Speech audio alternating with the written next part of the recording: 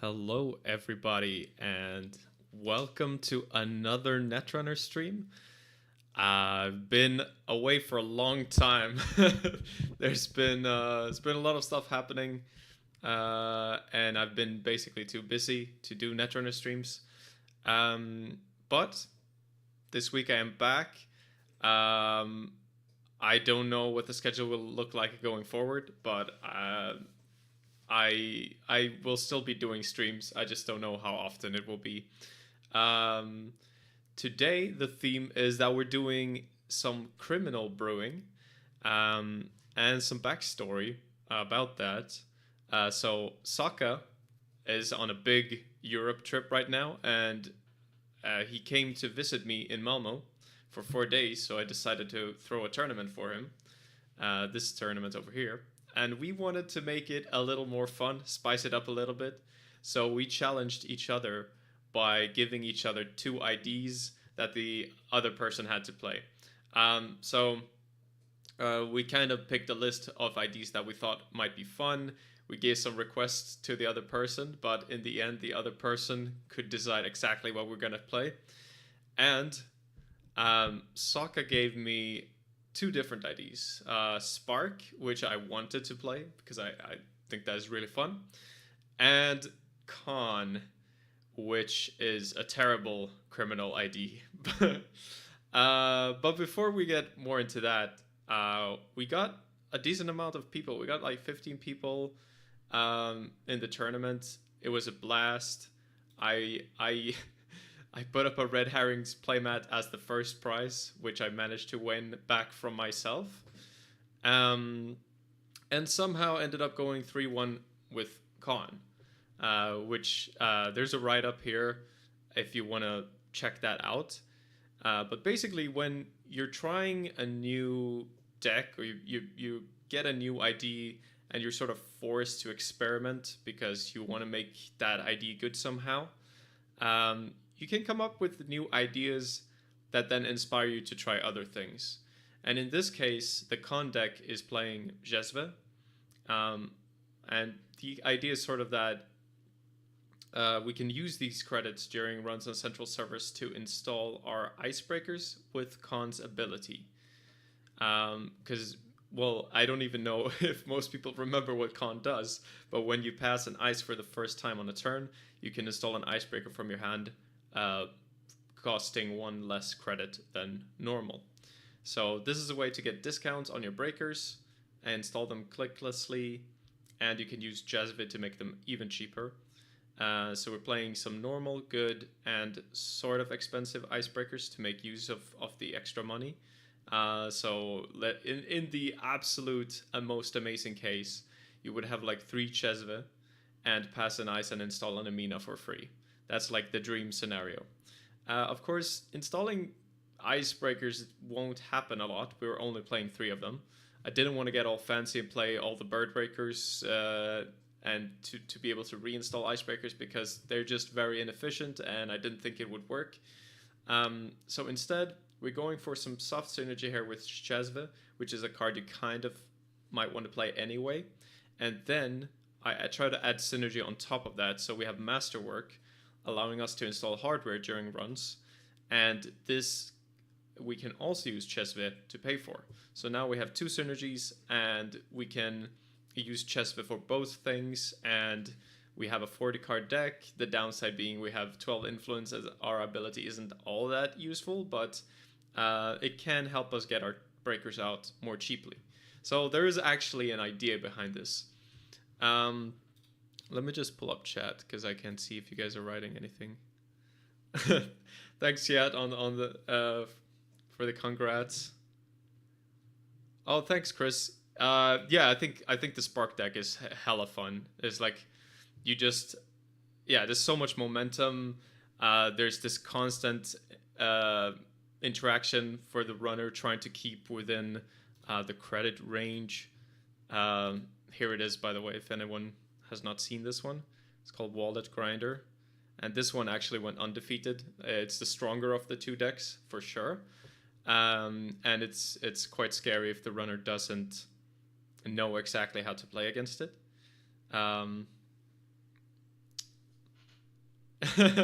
Yeah, exactly. I didn't want to give up completely and not try to get something from Khan, even though this is maybe not what was intended. It's still we're trying to gain something from Khan. Um, Even playing DZMC Optimizer, we want one extra memory or the ability to go to 6 memory in cases where we need to install all 3 of our Cezve in like a really grindy matchups. In other cases, you can just not do this. And so Masterwork can be used to install, obviously, Boomerang, which can be recurred, so we never really run out of Masterwork value. And then we have some other good like crim hardware, like Docklands Pass, Panweave, and Wake Implant. Panweave is actually pretty good when you can like run for free every turn with Cezve on a central or on HQ, especially if you have a Mina, because then you can drain them for 2 credits each turn, slow the game down significantly. I even had someone concede because I got Panweave out early and Book Altar and Cezve, and they had sentries that weren't very taxing, so I could run on HQ every turn, and they just felt that they were never going to get out of that position. So yeah, you could do some kind of strong things with it. There's some setup time. There's some clunkiness before you get your pieces going, where you don't have a lot of cash. You're maybe vulnerable to hard-hitting news. But there are some cool synergies in there that sort of work. And so what I wanted to do today was to try to take this Masterwork idea and port it into other crim IDs and see if we can skip the whole like installing icebreakers part and just do Cezve and install hardware cheaply, and if that's good enough. Now, I only started trying to build these decks today, and I'm gonna show basically what came of that now. And these are just the first drafts. These are not decks that I have played. So, and also there's another idea which I have to give shout out to Kagglesgab, who was at the tournament. Bankar Steve is another thing I kind of wanted to try, so we might do that today as well. That actually seems like a more promising idea. But anyway, so we have, let's start with Az, because Az was sort of, like, I guess, meant to use Masterwork, because you get hardware more cheaply the first time each turn you install one. And then the question is, how do you get enough hardware that you actually want to be installing in the deck? So Cezve helps get the discount, but how you also want the discount to be relevant. So if you have a hardware that costs 1, then that's already free to install with Az. Of course, you can, if you have Cezve, Masterwork makes your hardware cost 1 more, so you can still make use of that credit if you make a run and you can install it clicklessly. But that only really helps if you wanted to be making the run in the first place. Really, where you start to gain value is when you have a hardware that costs 2 credits, because then it would cost 3 in total. Az would remove 1 of those credits, and Cezve would remove the other 2. So you get it for 0 instead of the 1 credit that you would be installing it with Az. And you also get the draw from Masterwork. So we have a few hardware that we want to be playing, like Panweave, Docklands Pass, Boomerang, Masterwork. Then it starts to get a bit iffy. Wake Implant makes sense. Zenith Chip is debatable. You can't play it. And I added a prognostic Q loop, which I don't know if you'll always be using it, but if you manage to use this with Cezve, you could also, just like with Khan, install your icebreakers more cheaply. You could even install other Cezves with this ability, but this will always cost you a credit, which is a bit of a downside, so I don't actually know if it's that good. And then I added some other resources that let us run more cheaply. So Info Bounty, which is also a job, meaning that Az installs it more cheaply, and security testing, just like in the Khan deck, which just helps us slowly gain money while doing our masterwork stuff. So that's another thing that just lets us run a random server and gain value. So we can do all our masterwork stuff while getting this money, and that's quite interesting. So yeah, click compression basically. And the rest of the deck is sort of like just money, diversion of funds as normal. Then I I wanted to try making a Steve deck with this as well. This one is similar in a lot of ways. So the main difference is I'm trying to use the money to get prepaid voice pad out. And the idea is I will be recurring events. And oh yeah, I forgot to talk about Hippo. Like you can import Hippo, which is a generally quite good hardware. So if you have the influence for it, that seems pretty nice. Yeah, you would maybe include more of them if you had the influence for it. And then you got and the Hey Bob, by the way. And yeah, so then there's the hardware Steve. So Hero's trying to make use of VoicePad, so you can install the VoicePad more cheaply with Cezve, and then you can start to get drip from events with the VoicePad, and also Steve can recur your events. I think this might be too ambitious, because, well, first you need the Cezve in order to get your VoicePad drip, so it's like you need one kind of drip before you get the other kind of drip, and it just might not work, but this is another try. Also very early draft. So these were some builds. You could also make a 419 build, but I was sort of failing to see how this fits better in 419 than as. So I even had 419 in the thumbnail because I was intending to build a version with 419, but I'm not convinced that it makes sense. Ba asks if I considered twinning. I didn't really, because... So my reasoning is I will get the multi-access from Docklands Pass and Wake Implant, which are hardware, which already synergizes with what I'm trying to do. And twinning is influence, and also I can only charge it once a turn with Cezve. So I think it's better to just go for the stuff that's in faction and already synergizes with the plan. So that's why there's no twinning. Yeah, that's basically... those the hardware decks. Then there's the Bankar Steve, and I really like this idea because Steve Bankar loses you random cards, but Steve has an ability to get cards back. Having Bankar means you have less of a need to play a card like Inside Job in your deck, and if you combine Bankar and Boomerang, that means they have to have 3 ice on the remote to stop you from getting in. And yeah, you can get in very cheaply and trigger Steve, and then you can play cards like Emergency Shutdown. You can even doof and get past their ice with Bankar. And in cases where net damage matters, you could just have Bankar be hit points. If you want to, you might still want to install one of them. And then you can play Steelskin, which gets you draw, and it's also something you can get back. So you lose this to the Bankar, you get it back, and it also synergizes somewhat with all your implants. So you can play core damage, meat damage, hardware that also does other stuff. The one really bad thing here that I probably will regret is playing Marjana, and maybe also Cat's Cradle, because they are very cheap to install, but very inefficient. And the logic is that Cezve plus the ability to emergency shutdown ice will make up for this, and that Steelskin will be worth it. But obviously you don't have to build a deck like this, but it's something I'm trying. Okay, so let's jump into some games. We're gonna start with the Ass, because I think that's the most straightforward deck, and we'll just see how many games we have time for, and if we want to make changes to the decks as we go. Yeah. I'll just write that I'm streaming.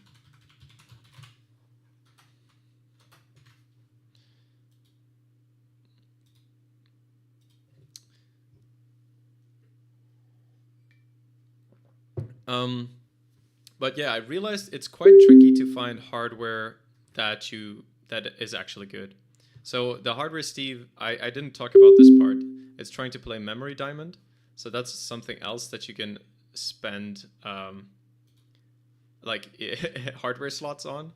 You can install it more cheaply, get more memory and more hand size. So hand size is relevant because killing and the memory can allow you to fill out your rig more when you need it. So that card can be might be good in the current meta if you're doing this thing where you don't really have to pay the install cost, especially if you're up against some prison with killing. It essentially buys you a turn. Okay, so do we keep this? I think we do. And we're gonna full screen as well and make sure that we're not blocking. Okay, so we can zoom in a bit, I think. And we keep. Yeah, we have the cash. Just want to get the Cezves.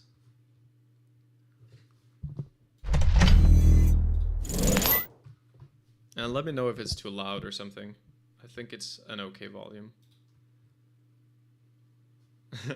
Obviously, Pravdivos is kind of annoying when you play Crim. Because maybe also as Hoshiko. Because you do want to be running. But we don't need to run this turn. So we can start by drawing. We can draw again. So I would go Sure Gamble, and we can play Miss Bones to make use of as discount. There we go.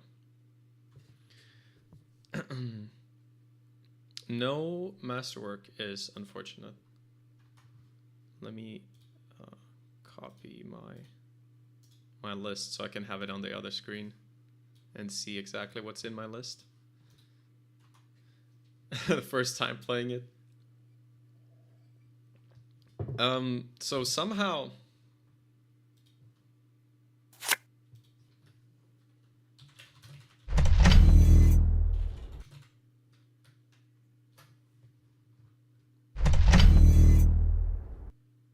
okay. Would be kind of aggressive to go for this, but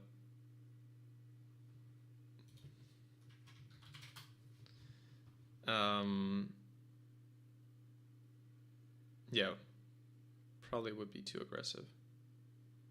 But I need to empty out some cards in my hand, or I'll have to discard. So this list does play Paperclip. So okay, Diesel. So if I play Diesel now, I go to 8 cards, and I'll definitely have to discard.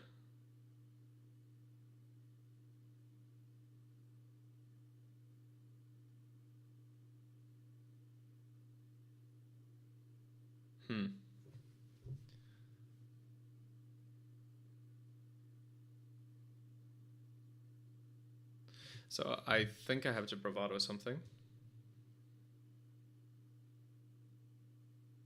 Maybe HQ. If he presses, I get to see what's icebreaker I need to get. Vasilisa. Okay, so I'll take this tag.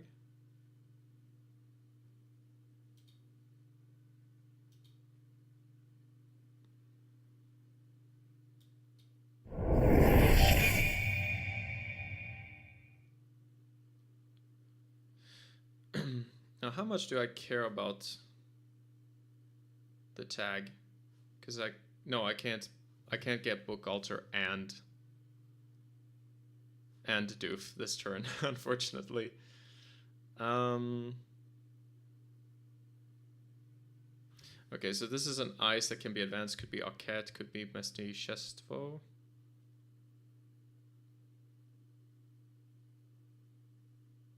I think we just check orange.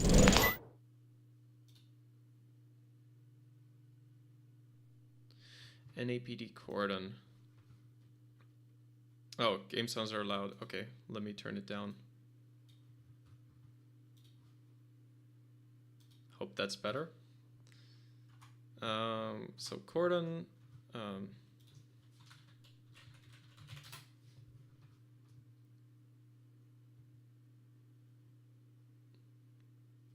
Probably don't want to trash it from R&D. Just clear the tag.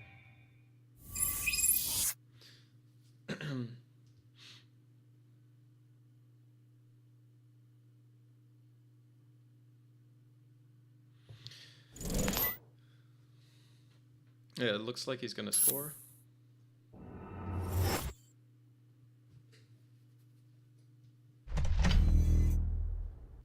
Okay, so this leaves a doof window open. We can mutual favor, get book alter. We can laundry archives. Yeah, then get book alter, then doof. Okay.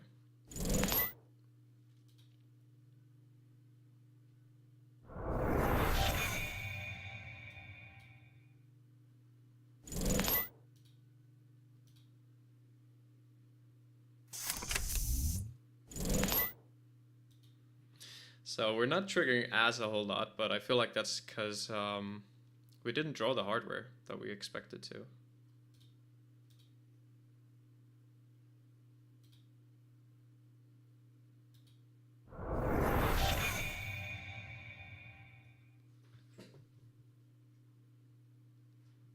Axu says, "This the con deck from a real ID?" Yeah, sort of. I'm trying to like make use of the same kind of synergy as in the con deck, using Cezve to install hardware with Masterwork. So I'm trying it out of AS right now. Okay, so diesel. We get this.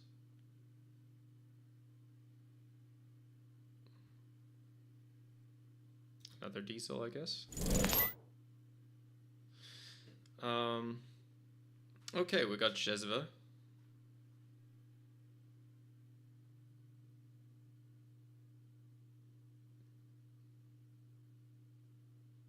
Can install info bounty and security testing.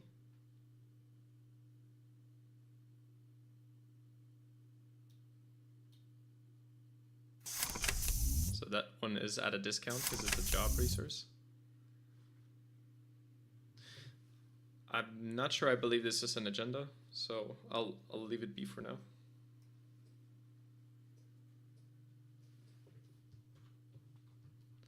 It's kind of uncomfortable to try to poke this anyway.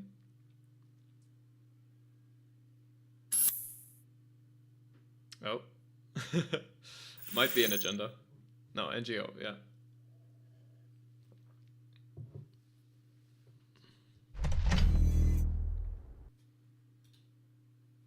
Okay, so we got info bounty on archives. We can security testing on archives as well.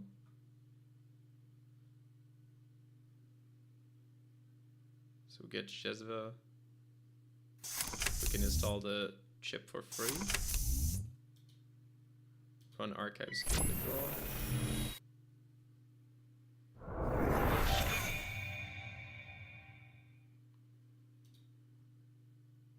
And do it again.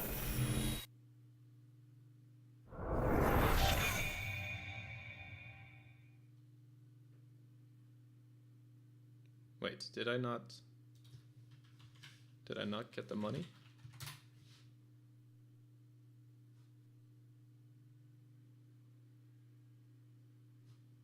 Oh, it doesn't work.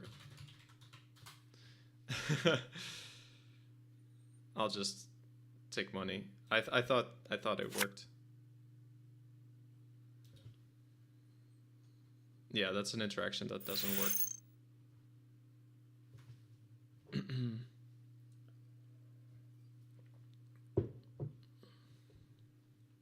So you have to put these on different servers if you want to do that.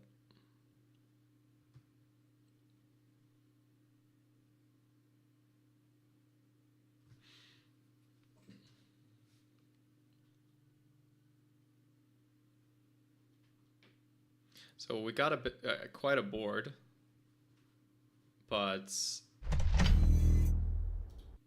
yeah, we still need our breakers and multi-axis in particular. And there's no way for us to get into the remote either right now. Assuming this is actually ice that stops us. But Q-loop might be kind of good here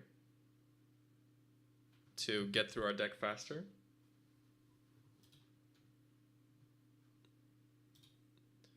Info bounty R&D, we can put security testing on archives. So we can install the Q-loop for free. Can run archives and see the top 2 cards. Top 2 cards are Masterwork and Panweave. Okay, so we can install... Huh. We can install Masterwork. Yeah. Which we want to do, because then we can make use of the Cezve credits.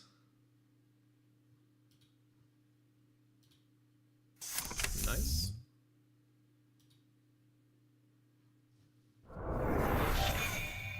And what else? I think we just draw.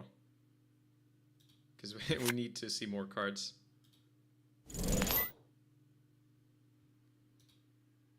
Nice. Okay. So we're starting to get some synergy, but we have a lot of boards still left to establish. Like at this point, I feel like the As deck might actually be clunkier than the Con deck, because the Con deck is smaller and it has less pieces.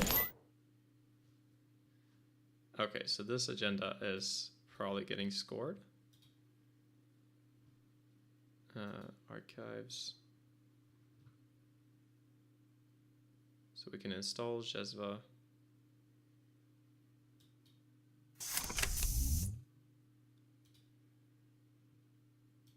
Run archives.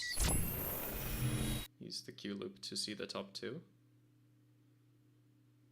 Okay, we get wake implant.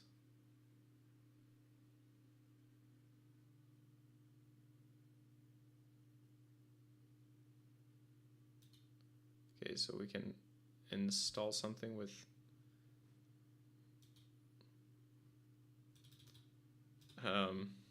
with Masterwork.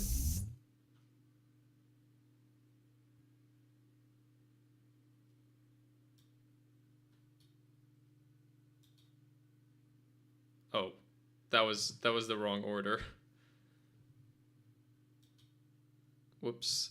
Yeah, I meant to take the damage first. But okay. Not too bad. So, yeah, Masterwork is whenever a run begins, so we could make a run on R&D still. Or we could doof here. Yeah, we can just doof.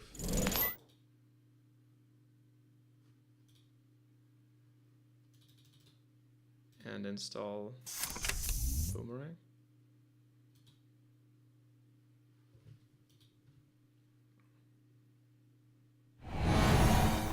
Oh, Eula. So we can only break 2 of those. And we pay for the unbroken ones.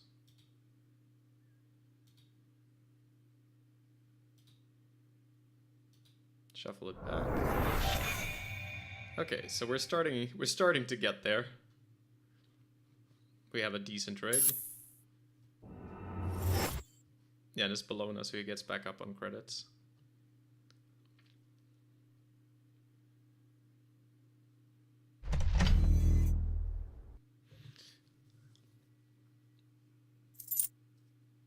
But yeah, we need it's problematic because like in order to do all of our triggers, we need to make the run, and then he gets his Pravdivos trigger, and then we need to be able to check if it's an agenda. But we can do that again.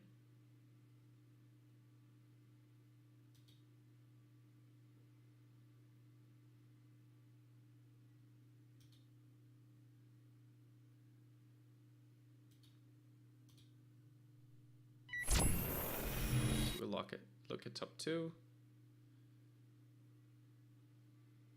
Okay, so we can use the Q loop.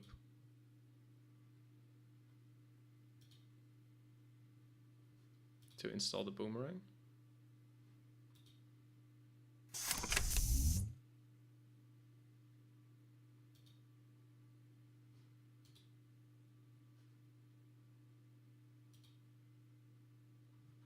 And we get to draw again.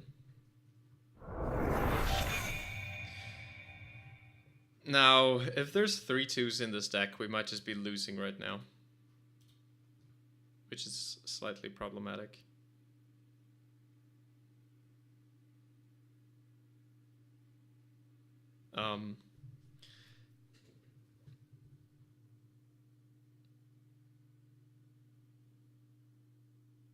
But I think I have to try to check. Draw first. Okay, so I could get a paperclip or something.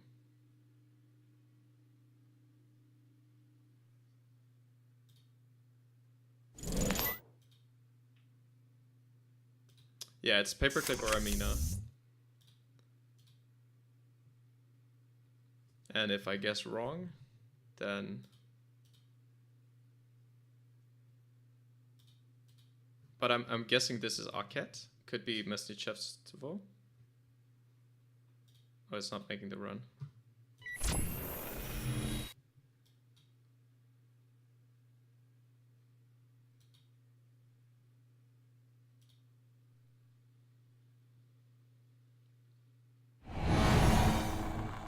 Okay, it is. But this means he can't score. So I guess it was the right choice. Except we still need to find Amina on our next turn.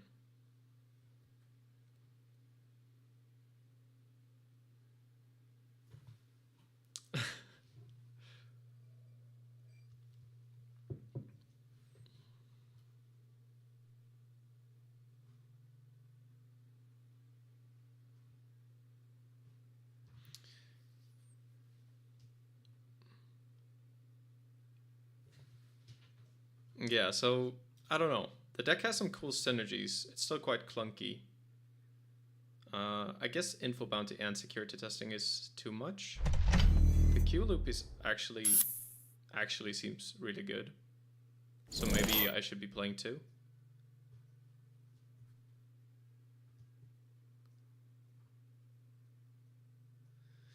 And this this just seems like bait.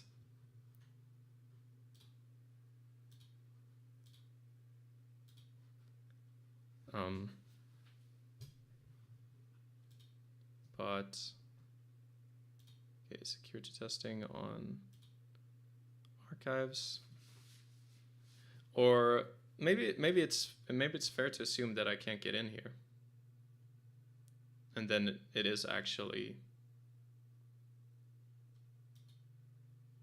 an agenda.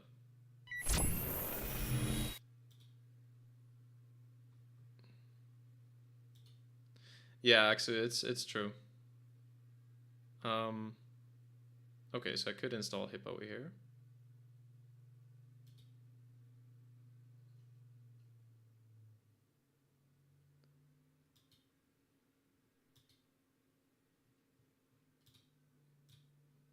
So I can install Hippo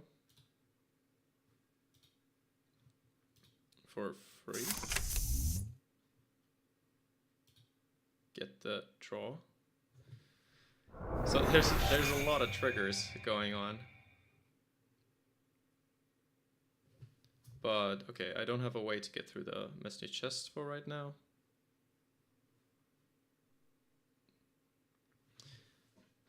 So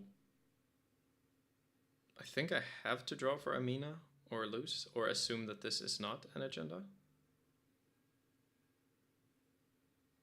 Which seems like a weird assumption. Because I am struggling to get through code gates. Okay, so there's no way There's no way right now that I can... If I draw and I get the amine, I still can't get into the server, so I can't get in.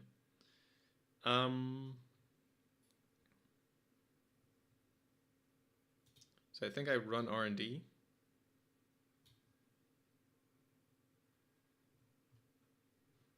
In case it's not, in case it's an NGO, and then I can get the info bounty trigger. Seems like there's a lot of lag.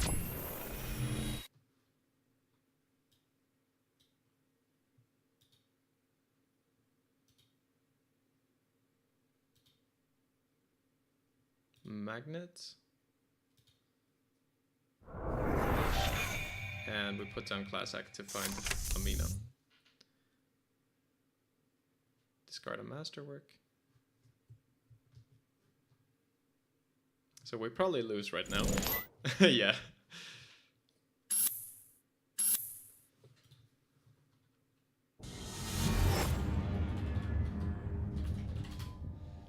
All right. I'm gonna take a short break, and we're gonna have a look at the deck after to see if we can salvage it or if it's just terrible. So I'll be right back.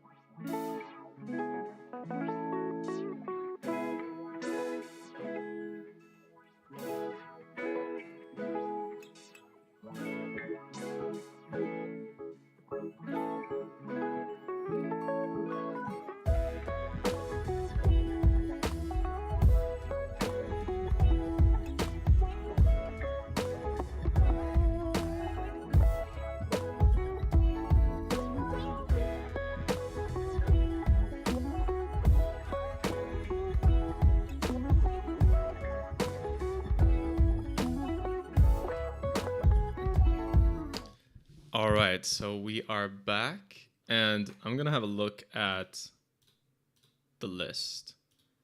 So let's go to the decks and we'll look at the list. So there's a few things. First of all, info bounty with security testing doesn't seem to make sense. So let's cut the info bounty. I liked Q loop in the last game, so maybe we should be on 2. Is that enough changes? And we got rolling too slow last game, so maybe we need to... Well, we want to draw Cezve and Masterwork earlier. Of course, we can't guarantee that to happen. But maybe we can mulligan for it. Maybe that's enough changes for now. Yeah, let's try that. So we make the same changes here.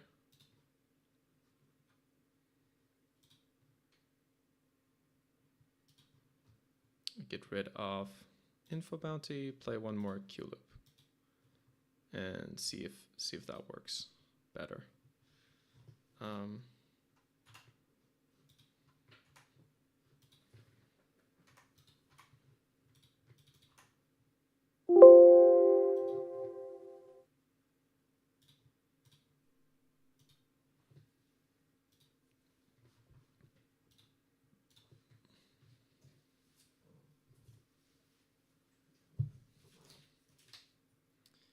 All right.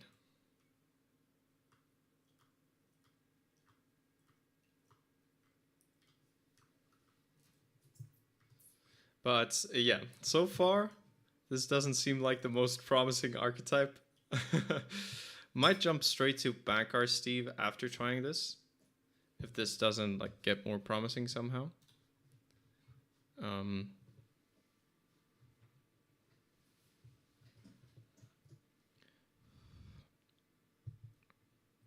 Because you got...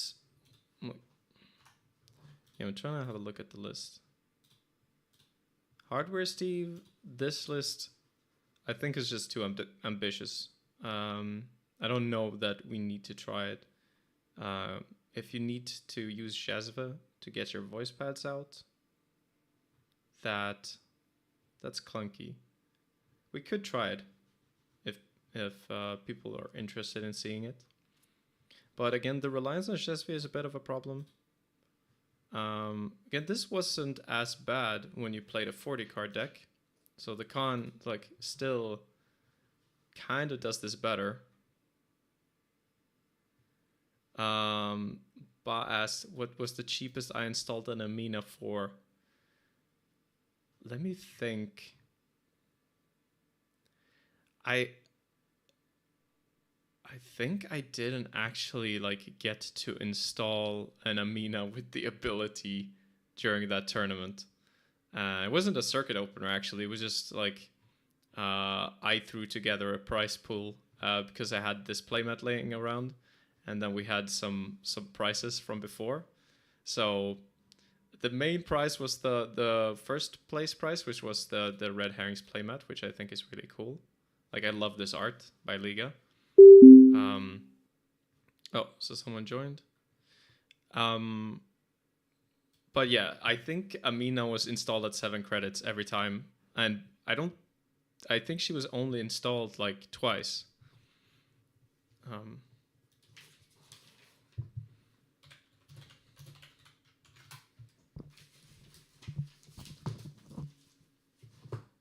But I can't fully remember. But it is hard to make use of Khan's ability. Like, I could also just play the Khan deck if people are interested in seeing that. Okay, we got Masterwork right away, which I like. So I'll keep this. And Dailycast, not too bad. We can start getting the draw from Masterwork right away, and the drip from Dailycast right away.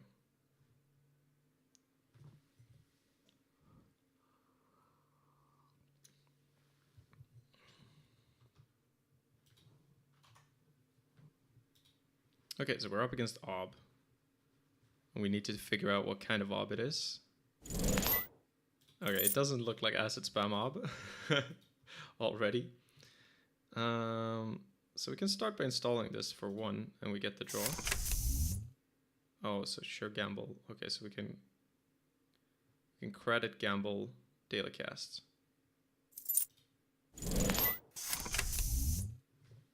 Mm-hmm.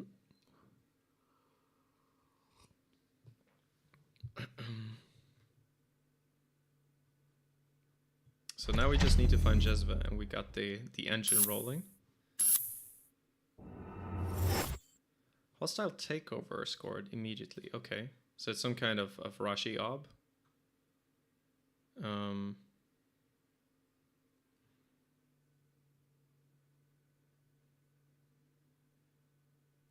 So I think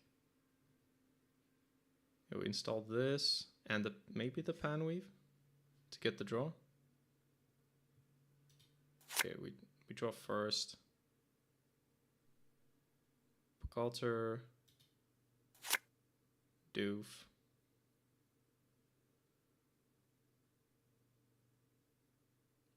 So if I draw here, I go to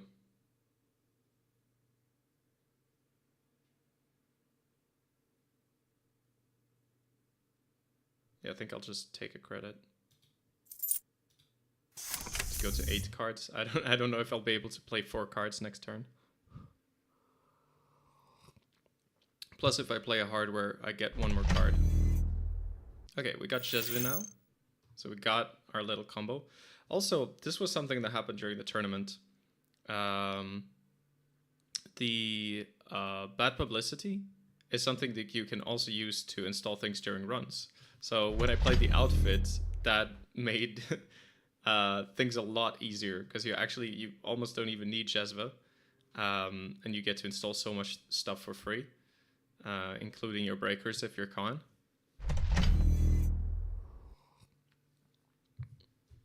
Okay, and it just speeds up your setup a lot.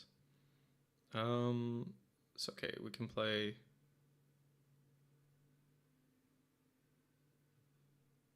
We can play Cezve. We can make a run.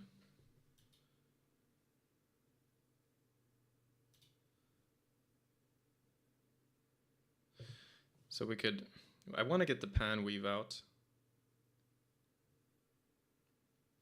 Not sure we need the memory diamond in this matchup, so we could sure gamble, install book alter so we don't lose it. Then run R&D and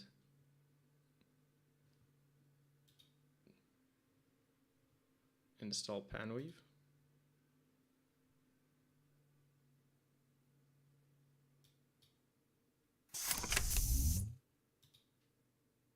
Lose the daily cast. Okay, we can put the masterwork on the bottom and we breach.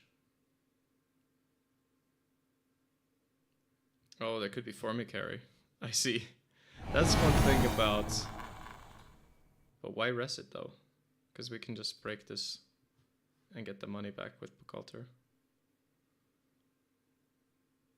I'm not sure. Okay, we see Formicary on top. So Boss says Banker Steve is certainly a ton of fun. I've been testing with 3 banker and 3 buffer drive, but that's because I'm a buffer buffer drive believer. Okay, cool. I'm good. Like, I'll probably start without the buffer drive, and if it doesn't work, then maybe consider buffer drive. Halardri says, "Hey Bridgman, you coming with Soccer to Berlin?" Unfortunately, not. I'm gonna be joining him in Austria though. But that's a whole different story. Did you? Okay. So we can. Okay, so we can run R&D now and install the Zenith chip for free and also get the draw. So yes, we install. We install. Take the core before drawing, so we don't lose a breaker or something. Dock lens is nice, we can keep that. We encounter the eyes. Then we can break this for free.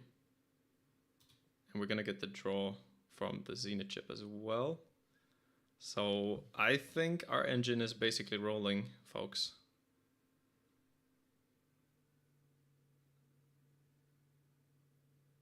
Special offer. Yeah, it's not kind of odd. So we can diesel. Another Cezve, that's nice.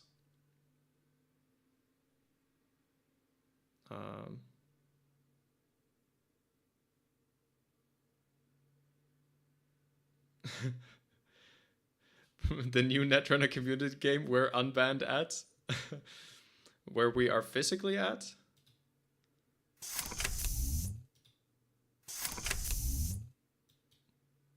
That is that is a good game. We are everywhere, okay? We're in Europe, the States, Australia. Alright, so he scores an Atlas. And okay, so we can Bravado R&D, get the dock lens, and get the draw from Masterwork and Zenith chip. That seems good. R&D, so we can install. And we install. Put boomerang on bottom. So I kind of want the breaker at this point. Or boomerang is nice to be able to do, I guess. Unless that's a border control. It could just be a border control. Okay, let's get the mutual favor.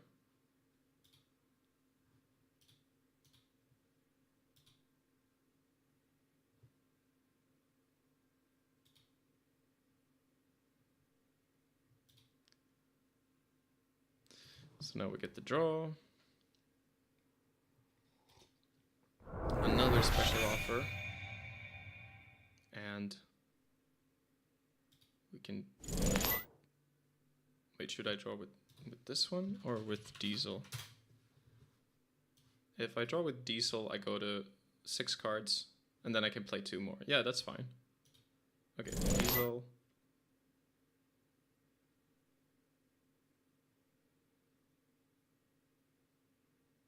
And I guess clip is more important than Amina right now.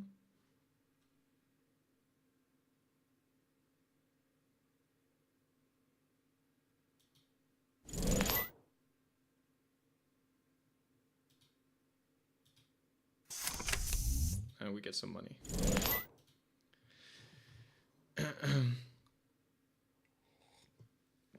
Okay, soon I can get in everywhere for free, which is good. And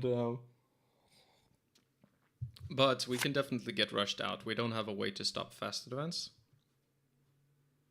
And also, if we need to contest a remote, we may need Amina.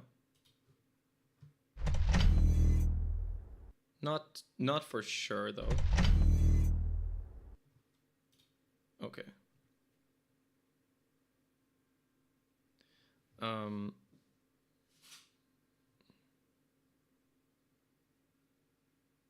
Yeah, how do we do this? We want to try to avoid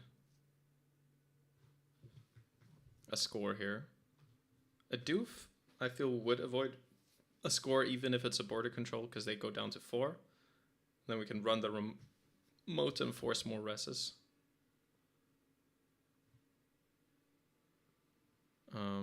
We could install the Q loop first so we see the top cards.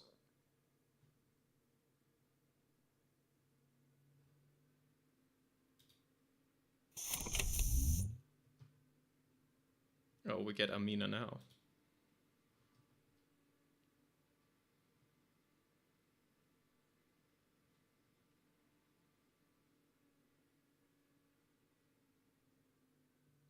I think we still do it like that.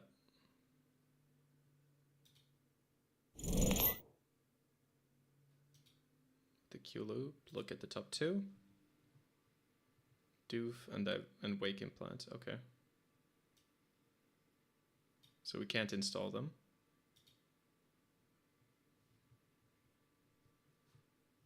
This is not rest. Okay. Formic hair is not a problem.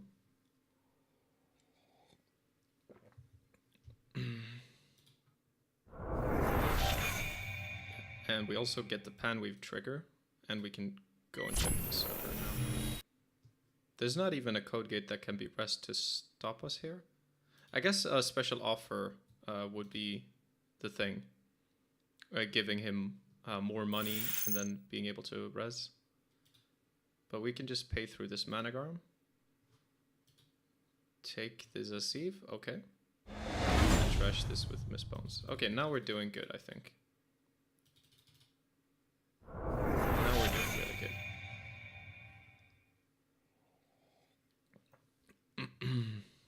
So things are sort of coming together. It just took forever to establish the board. So yeah, this is a very ambitious criminal deck. You're trying to like have everything.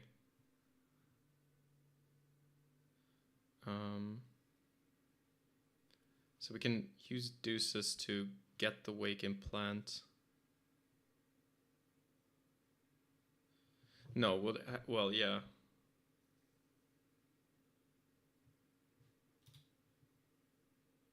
Yeah, I don't remember how we drew the doof, but we did. So wake implant should be on top, which means we should be able to install it with the Q loop. So we can go Amina, run HQ,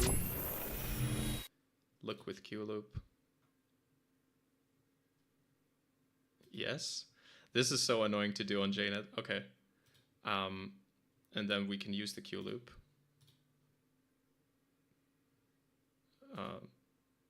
To install the wake implant and get the draw. Yeah, wake is on top. And now we have our full rig, so we don't care that much about draw anymore. We get it from from all of our stuff anyway.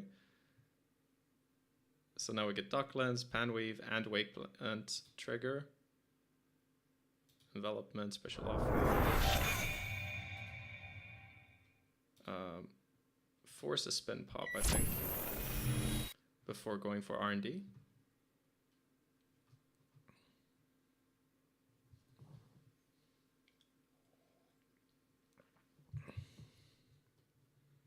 And then we can laundry R&D.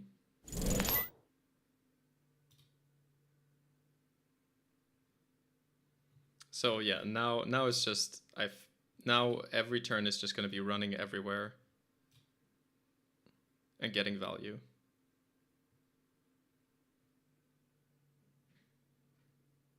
You can see 2 cards. Hostile, less. Okay, very good. Hopefully he's not drawing an agenda now. Or actually it doesn't matter, we can check all the servers.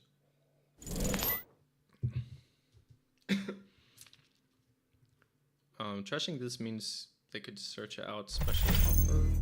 Okay, wall to wall also works.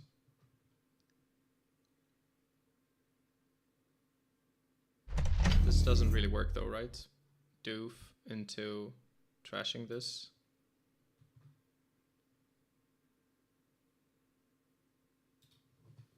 You can look at the top 2. Cezve. So we can install the Cezve, but we don't have the memory for it.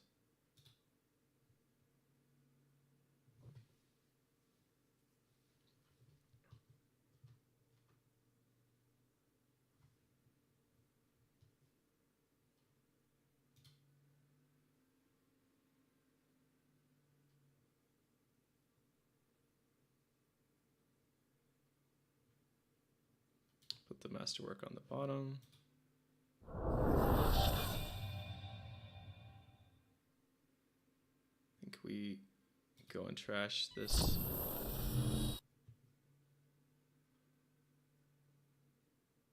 Just denying credits so that the only out is Audacity means it's near impossible for him to close out the game.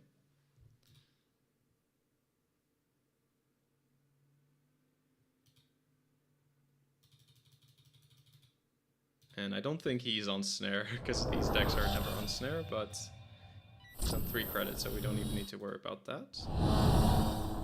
Oh, never mind. I guess this fires. Corp gains 5 trash. Yeah, that's a reason not to run last click, because I guess he can get Rashida now. So that's kind of a mistake.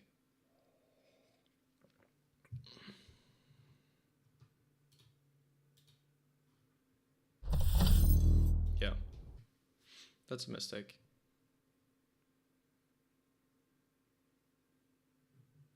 Should still be fine, but no need to give him this chance. Extract border control. Okay.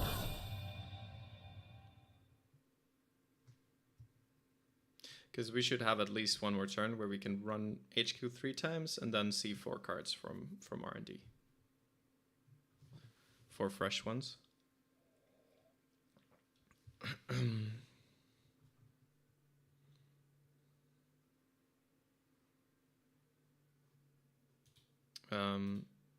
And in order to threaten game next turn, he needs to Biotic a 3-2 to get to 5, and have Audacity and a 3-2 in hand.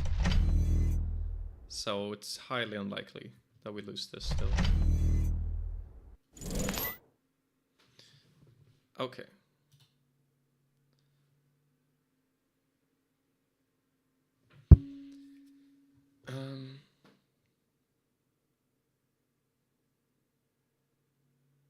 So we start by hitting the remote, I guess. Manic Arm, Forma Carry.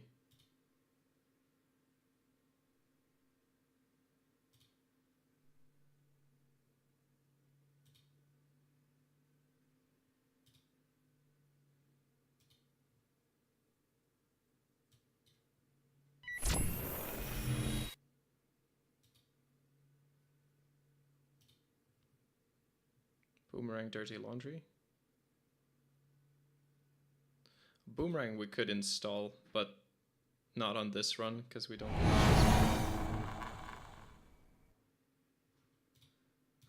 this. This is 5 to break. That's fine.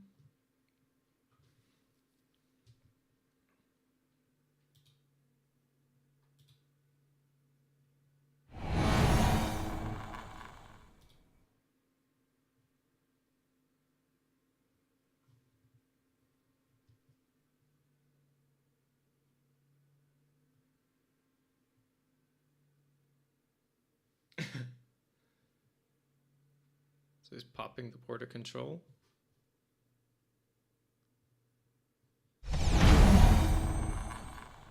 Okay, so we can pay 5 to get through Sandstone, pay 4 and have this envelopment trash itself.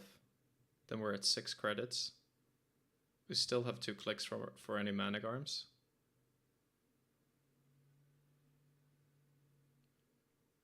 Or we could just let Manic Arm fire and hit HQ. I think that's fine.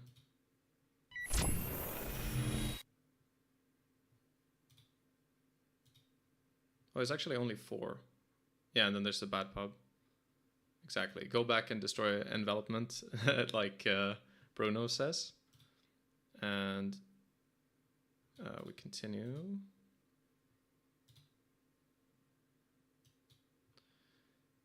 So we pay 4 to match the strength.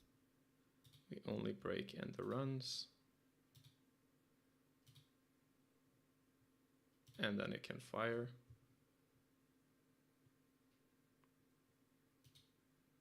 We continue. So yeah, so Manic Arm plus Forma Carry is something that can be done.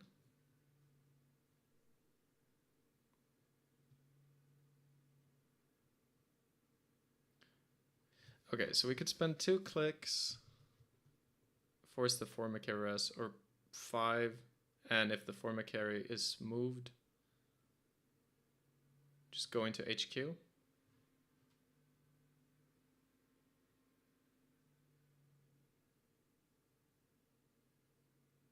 I think that's fine. Okay, just lets us access. Okay, perfect. We just win. All right, very good. GG.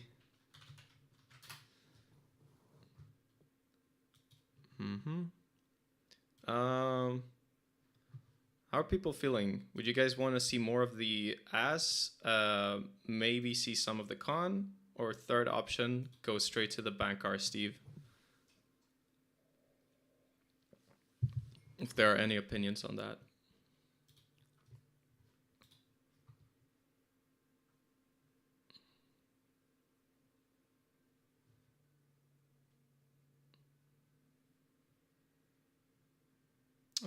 Yeah, like when it starts to get up set up with the Masterwork and Zenith chip, it starts to do a lot, but it's quite the board you have to build before it kind of works. And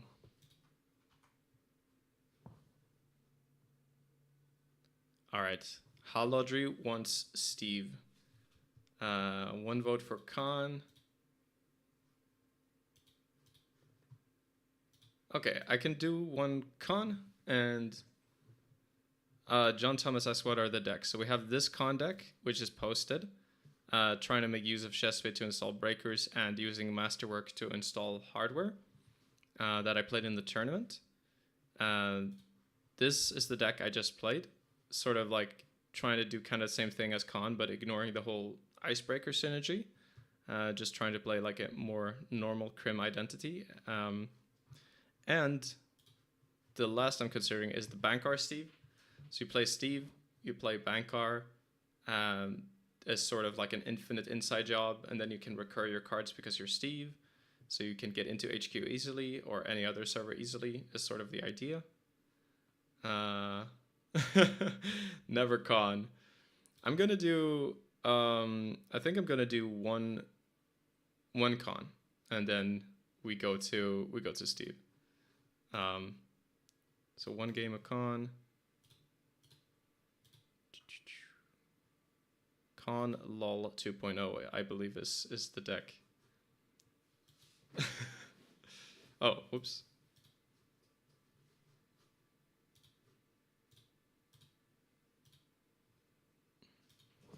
Okay.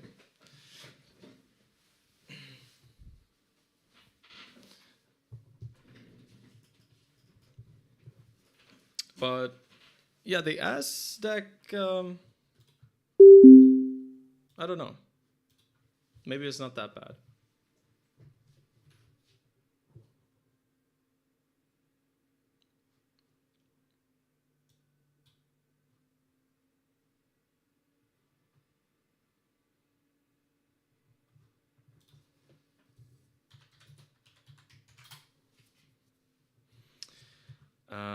So we like that there's Masterwork and security testing. Book Alter can be nice against PE.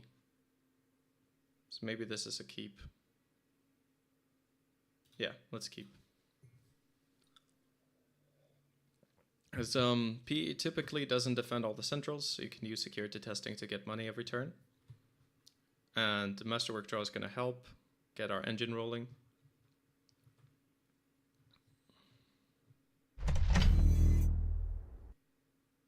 Ice on R&D.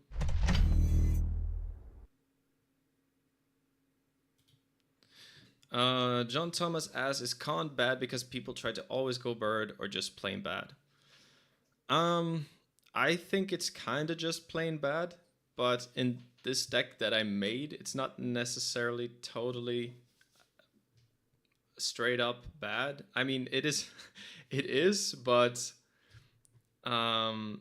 it's not as bad as you'd think, I guess. The 40 card size helps get more consistency. The incidental value with Cezve and the icebreakers can sometimes matter. So it's not like total trash all the time. So So Masterwork, we can do here.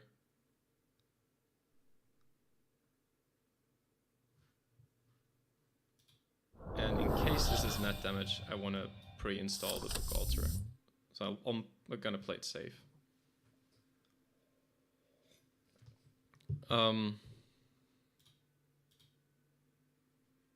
Yeah, this ice should be on HQ against Criminal.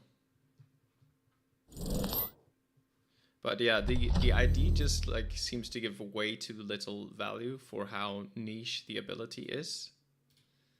I could see if the Bird Breakers were stronger, then maybe it would be very good. But as it stands, not really.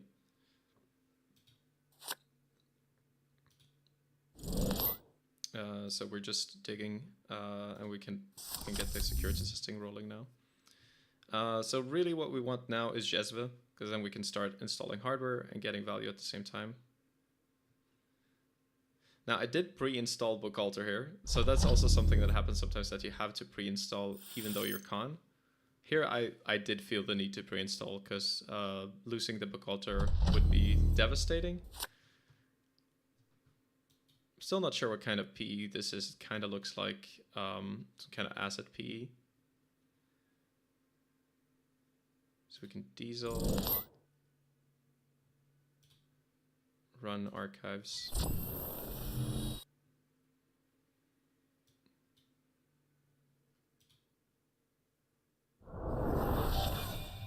Hopefully there's not like 2 Reaper functions and we die now. Yeah, actually, so to what Boss says, if she read a program instead of Icebreaker, it would also be a lot more interesting. That's actually what Sokka thought she did when she gave when he gave me the ID. So he thought he was being nicer than he actually was. Yeah, that would be a lot more interesting if you could install just any program. You could do a lot more with her. Might actually be really good then, because there's such a wide span of cards you can install. But as it stands, it's you can make use of it, but it seems like you just get the incidental value to set up your normal breakers. Okay, so how risky are we feeling? Like, is this ice on HQ and Anansi? Is a question I'm asking myself. Because if it isn't, we can just run, put Boomerang, and with Masterwork. So we can do put Boomerang with Masterwork and steal money.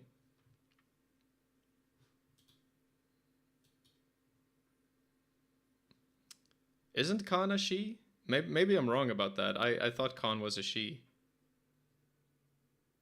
If that's wrong, feel free to correct me.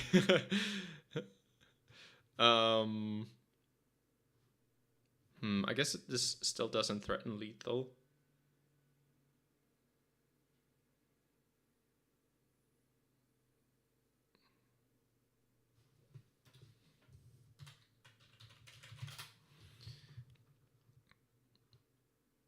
So we can do. We wouldn't actually die to Anansi if that's the card. Okay, I'll take the risk.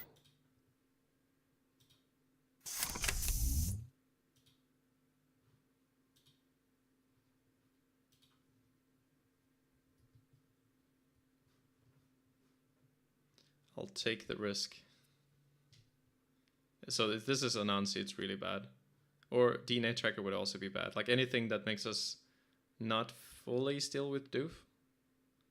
Like Size and 10 is okay. We still steal 4 credits.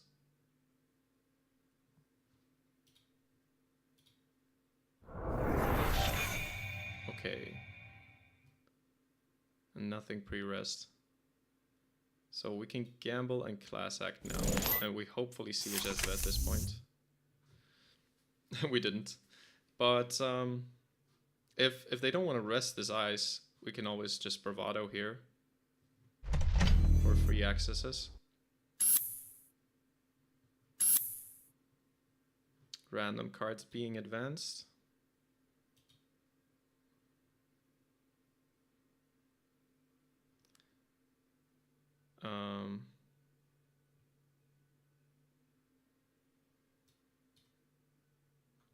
So we can't get cerebraled. We know that. So I think I will dare to run this card.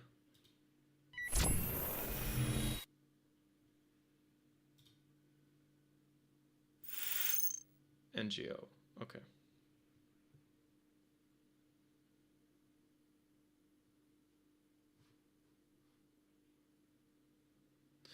Can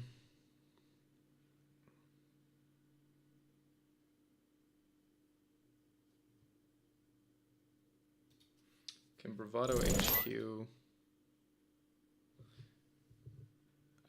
I kind of want to install the Docklands Pass just to get the draw, but then I don't know if I actually want the multi-axis here against PE, where you might hit like 2 snares. So I think I don't.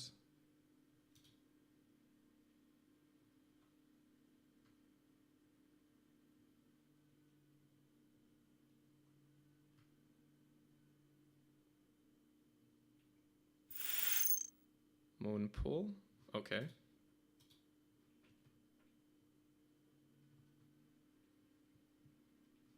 So it looks like one of the asset PE lists. And now there's going to be 2 advancements somewhere.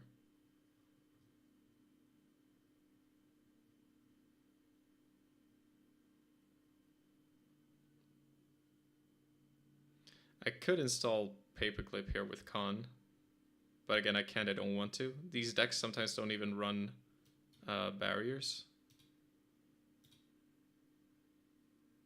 Snare, that's annoying.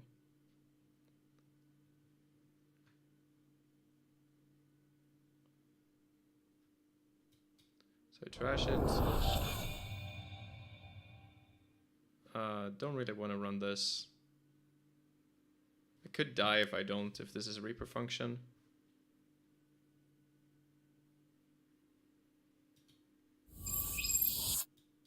But there's risk no matter what the choice is there. So I'm gonna go with this one. Not sure why I kept the networking. I figured losing that to damage is less bad than losing a sure gamble. But that's probably incorrect.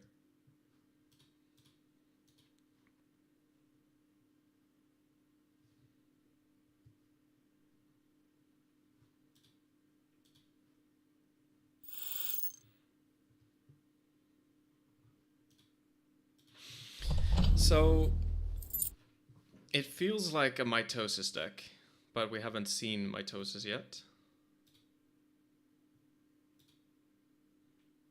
Okay, so we start by drawing, and all we're really missing in terms of rig is Amina and Cezve.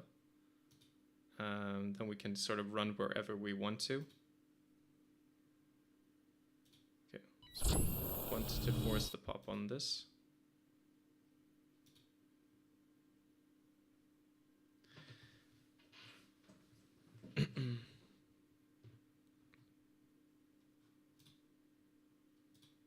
No face downs is good to know, because regenesis is also a possibility. Now, do we just check a naked card here? I think so. We didn't die last turn when we had 3 cards and these 2 cards.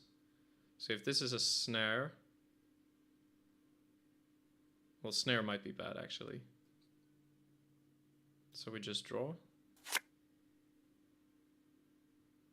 And take a credit, because we don't really need to get more money, I don't think.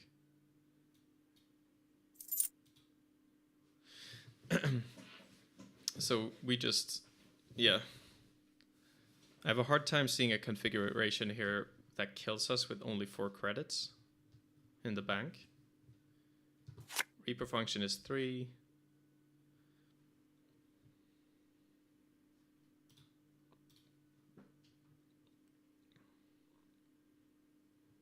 And we're gonna call that this is a trap. Of course, that's not necessarily correct, but if you play against PE, you just have to sort of pretend that certain cards are traps or that they're not traps.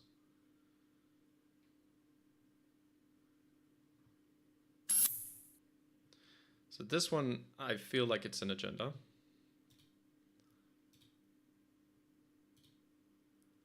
and I want to check it. So we start by doing that. And it can't, unless there's NGO. Okay, yeah, it's just clearinghouse. So that's fine. So we can dig. And Cezve is good. We can get that out. And we just get money from security testing. Okay, so we're doing good. So far we're doing good. And now at some point we can start hitting HQ and collecting points. We want to stop installing stuff very soon so we can use the rest of our cards as hit points.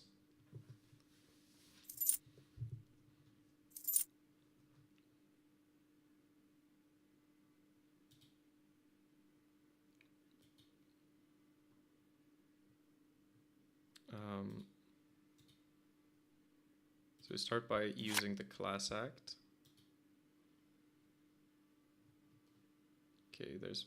Oh, well, I took the boomerang not realizing that I already had a boomerang. But that's okay. So we try to run here. If there's any rests, that means there's no snares coming right now. Blood in the water. Very good steal.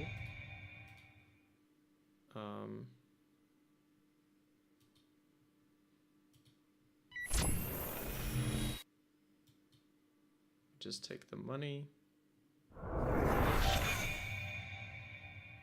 And take a credit. It's easy to overextend here. Running and hitting a snare in some situations could be bad.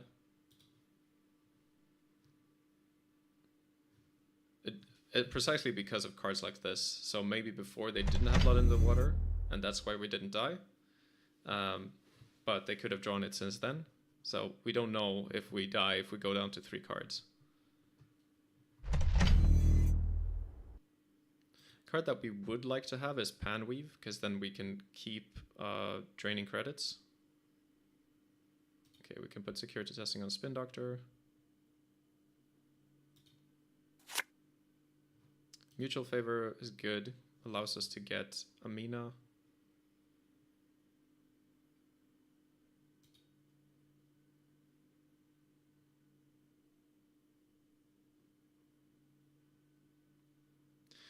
I feel like checking server 9. Worst it could be is Earthing Cycle.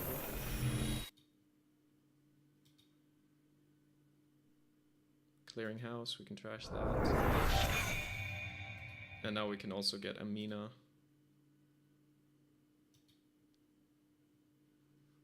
Run the spin, see if he wants to pop.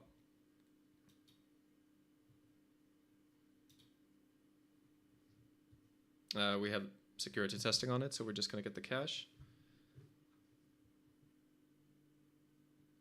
Okay, but he pops, so we don't get the cash. And we're gonna get Amina out. So we have a full rig.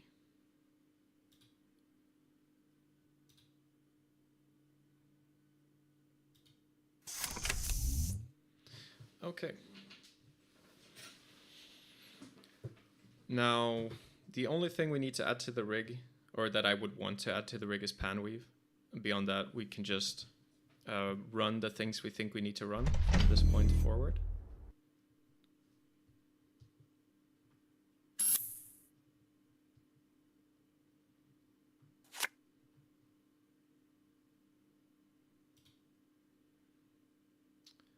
So security testing on server 4.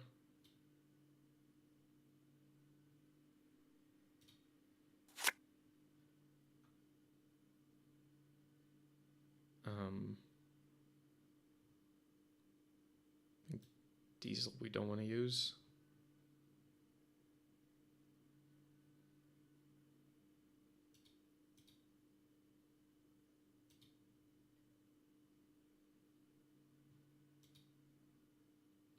So we have to spend a card, so I figure I might as well Bravado HQ. No, it's better to keep the cards until after though. So we start by running HQ.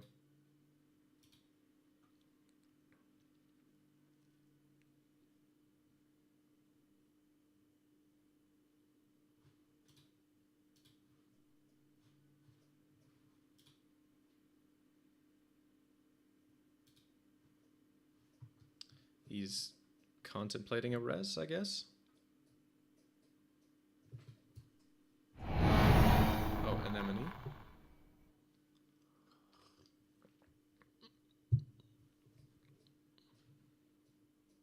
Seems like kind of a bad moment to res.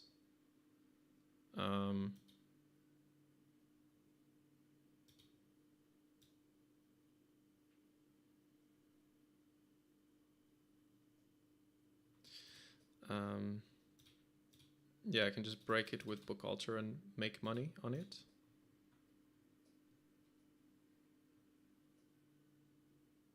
Don't need to use the boomerang.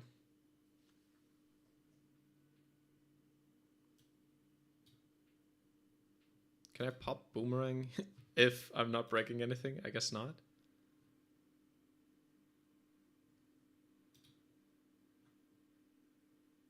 Oboe. I can't steal oboe.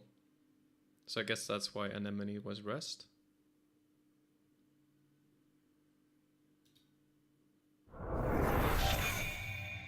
So I draw. And I run to get the security testing money.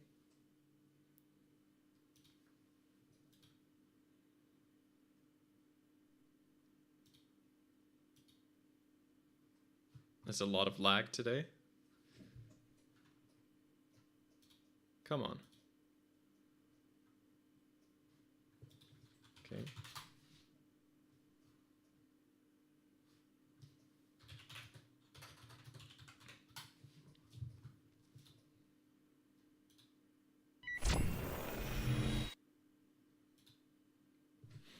Mm-hmm.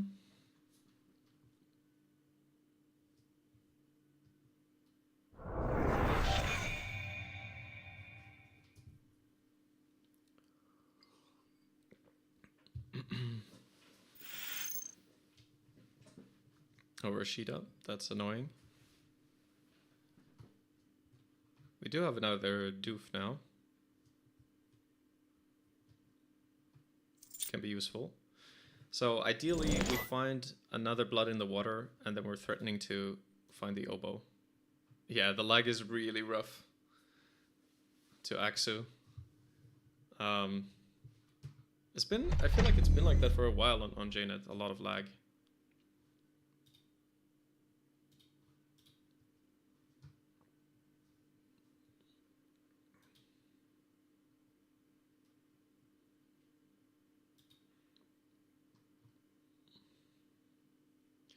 So we'll look with class hack first.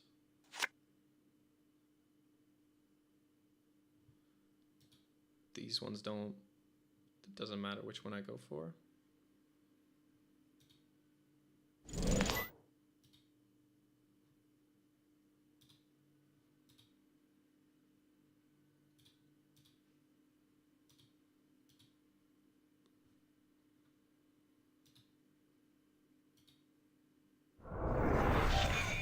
And check server 4 to get security testing.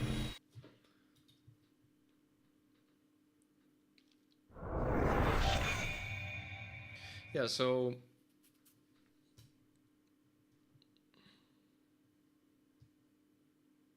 yeah, the lag goes up and down, it seems.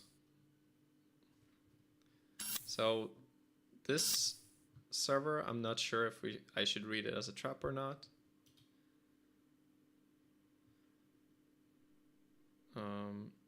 We do server 4.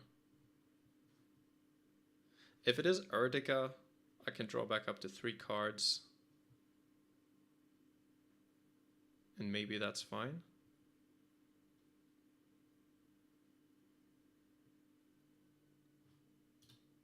Yeah, I'm not sure.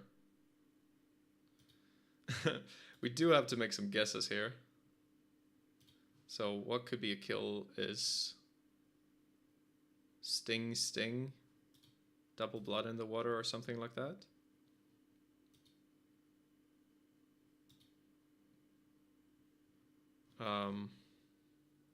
Or just Clearinghouse, Sting, blood in the water. Okay, I'm gonna check this new one.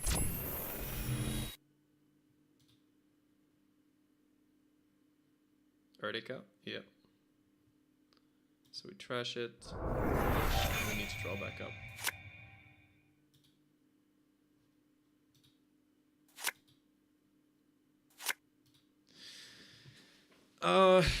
Yeah, it's frustrating.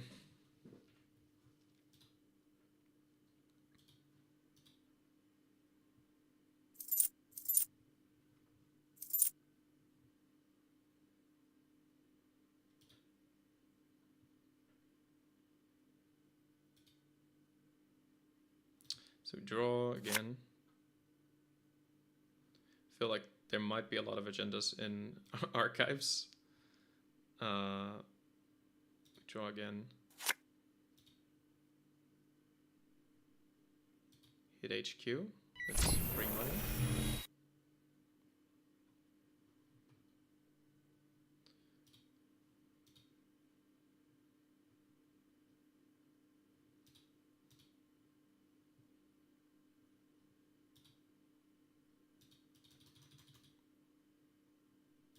So snare could still be bad here. House of Knives, that's okay. And we draw back up.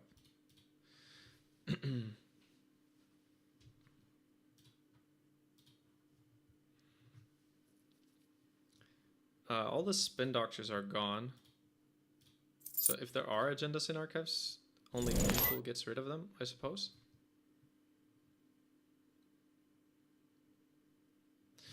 Axu says, my personal theory is the shell game P might be really good nowadays. Nobody just wants to play it. Yeah, I've heard that sentiment from other people. Like, I don't know if it's ever really good because of all the variants, but I would think it's playable. Just because, like, yeah, if one overwriter coin toss goes wrong, then you lose. Or you're basically close to losing at that point. So do we check archives?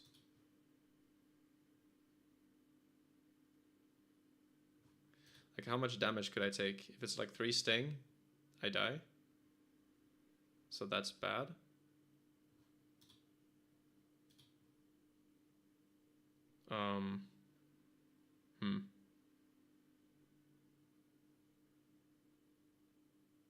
Yeah, at this point, I don't want to install the Panweave.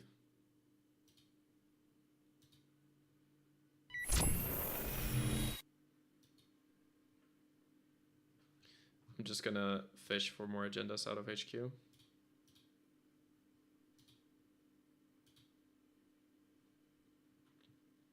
Get 1 more point and then...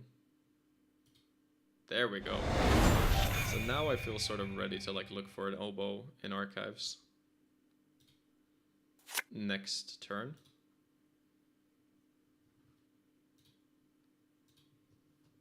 Because I think they're hitting there.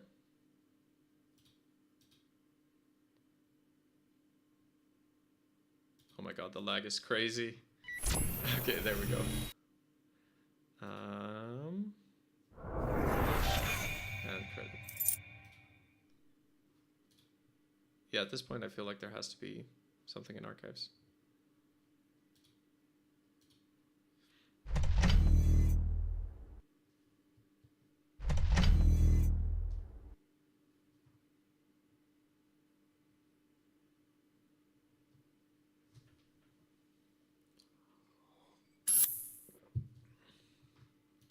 And in case there's anemone, I'm gonna draw before running archives.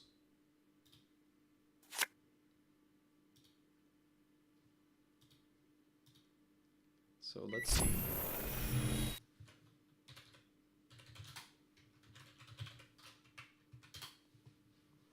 Running archives.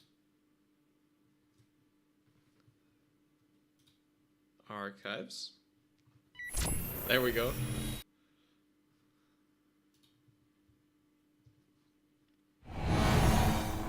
Mind game. Okay, that's fine.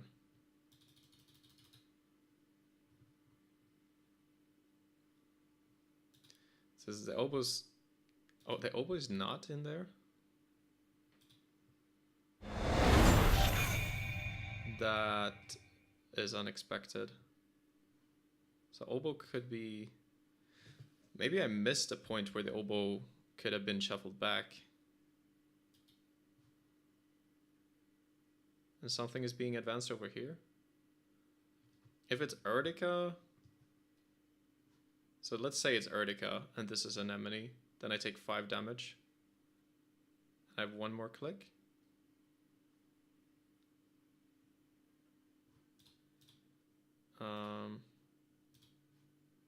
If it's Anemone, I could jack out after res.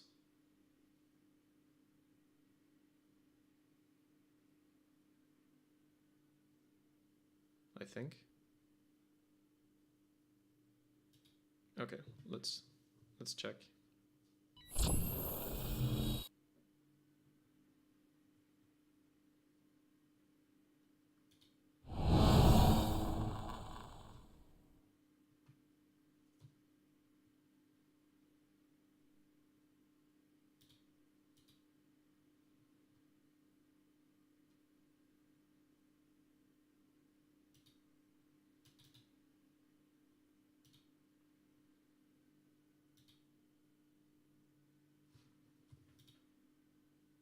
Oh, I didn't even mean to access the oboe, but okay.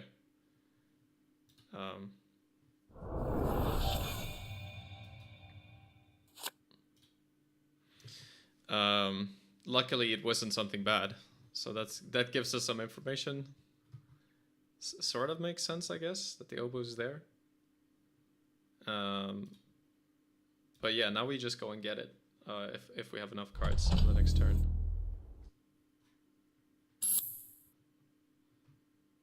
So I guess that's another Anemone. So we can draw 2 and then run. And that's game.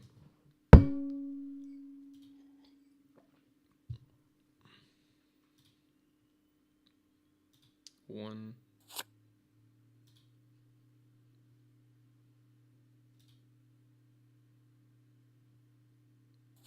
2.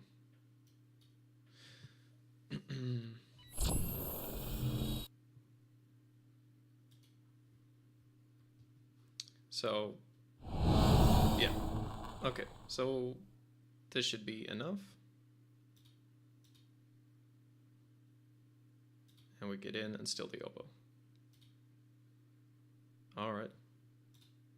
2.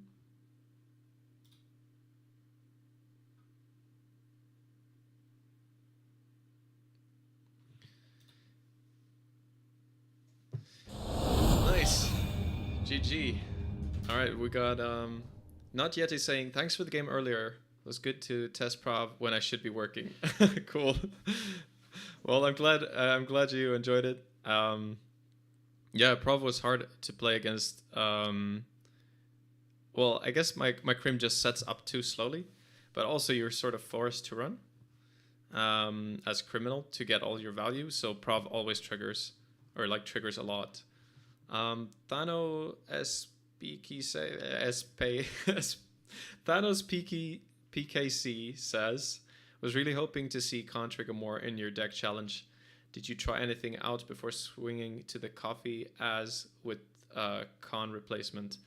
No, so far this stream we've only done the as and 1 game of the Con just now. And now the plan is actually to try an idea, which I got from Kaggleskab, to play Bankar Steve. I'm gonna do a short break again, and then we'll be back with the Bankar Steve. So see you guys soon.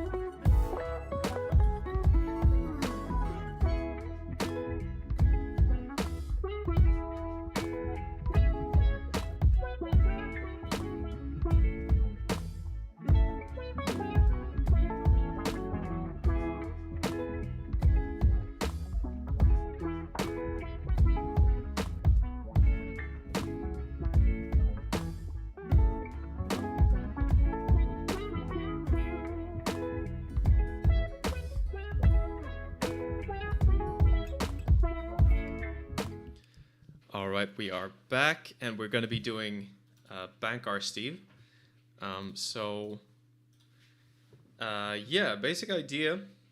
Bankar helps us get into servers early before we have our breakers set up, and we have Boomerang to help with that too. So this sort of works like the old Boomerang plus Inside Job combo, but we're using Bankar instead. And also Bankar works later on to get into places cheaply and is reusable. So we can use him like all the time on stuff, and it gives us a cheap way to get into servers. And we're also playing Steelskin Skarn, so if we lose this to him, we just get more cards. And when we get into HQ, Steve gives us cards back. So that's sort of the idea. Also, if they risk expensive ice, we can emergency shutdown it. We have Doof that we can combine with the ease of getting into HQ, or what we hope is ease. I'm trying prepaid voice pad because I play a lot of events. Well, maybe not that many events.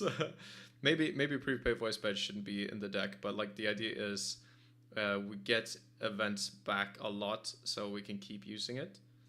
And yeah, then our full rig can be these breakers plus Cezve. Cradle and Marjana might be just too weak. The logic here is like we don't have to spend influence on Paperclip, and the influence cost is low. And if they rest something really taxing, we can emergency shutdown it. But yeah, this is a bit risky and experimental, but we will try it. And we're also playing Panweave, which I like, but not that commonly used. I guess Docklands Pass and Wake is standard. We are playing Wake, but also playing Zenith Chip to keep refilling cards when we get into servers. So yeah, let's see how this feels. We can maybe tweak it, or if it doesn't work at all, we can move on to some other deck. Yeah. So let's see how it goes.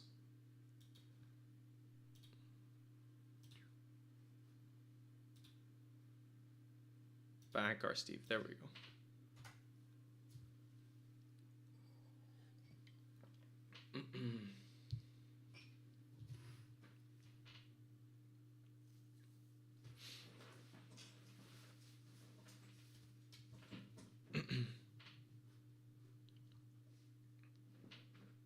So, if the breaker suite is a problem, you can play Paperclip, of course, but you need to cut some steel skins then.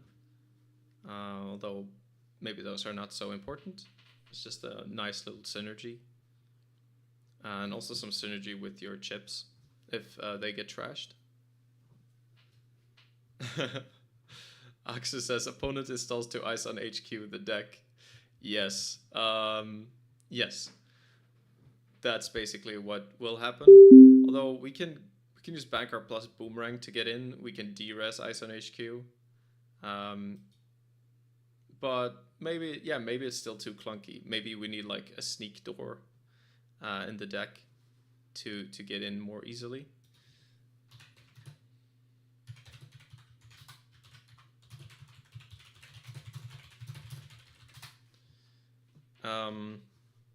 So we're up against Cable Carnage, who is a good player from the UK. And this looks like... Do we keep this? What are we really looking for? Bankar is the main thing.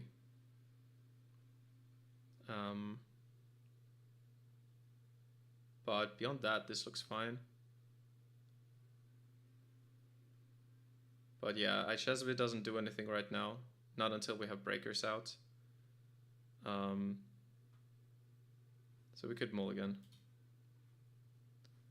There we go, we got Bankar. Alright, I'm gonna also get the list on the other screen so I have it available.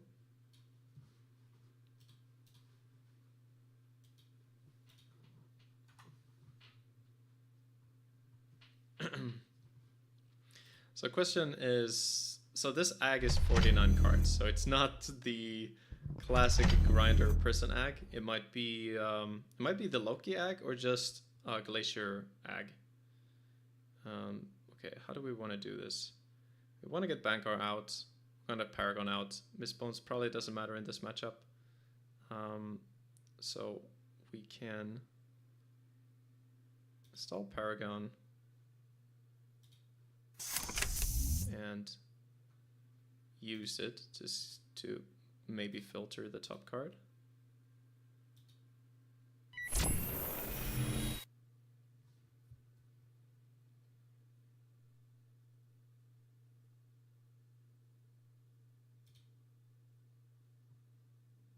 Emergency shutdown. That seems good, especially if we want to run HQ here. So we don't add it to the draw. We install Bankar. So if we lose both of these, we can get them back with Steve and de-rest the ice. So that seems kind of cool.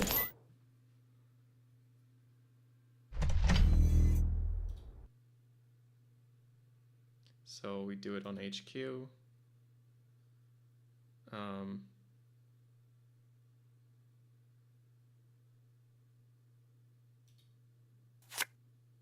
Panweave before.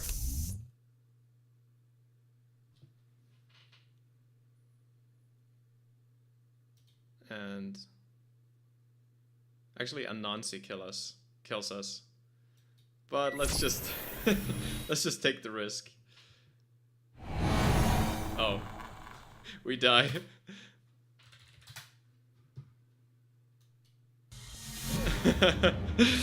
Okay, very good. Yeah, I wasn't thinking about Anansi.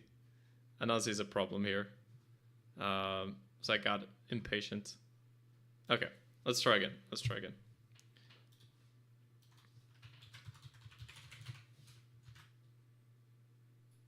I'm gonna be running.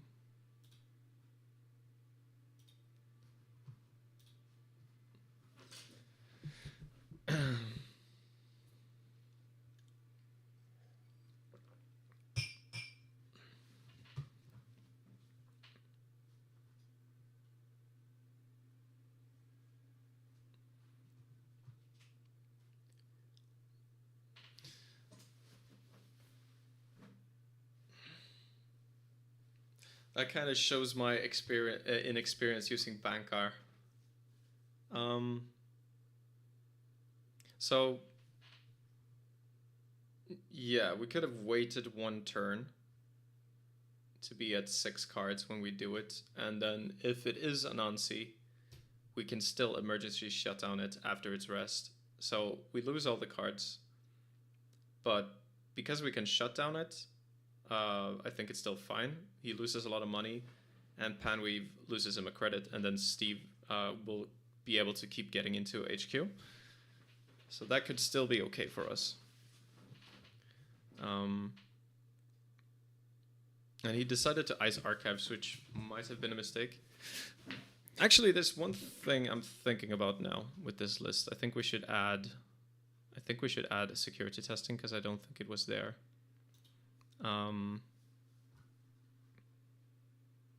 Oh no, it is. It is. Okay, good, good. Then we keep going.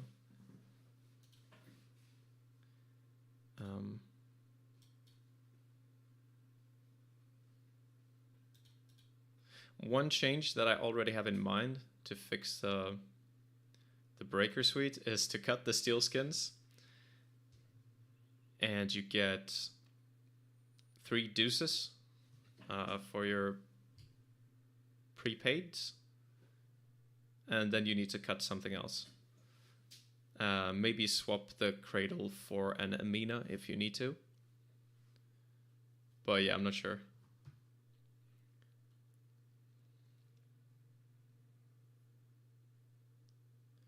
Axis says, might be kind of real not to respect Anansi on Nag with Loki Ag not really playing it.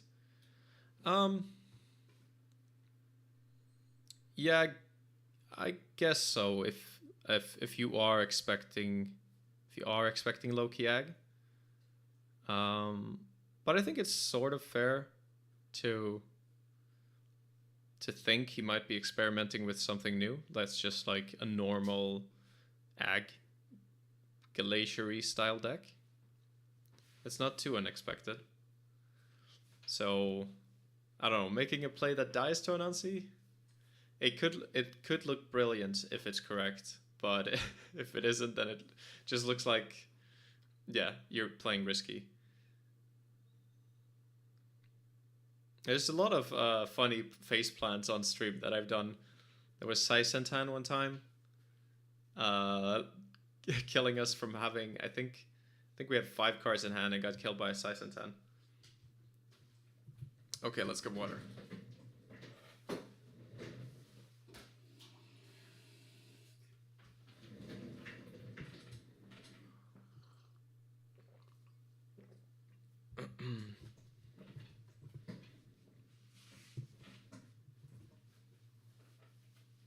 Oh, actually, I forgot to write that I'm streaming.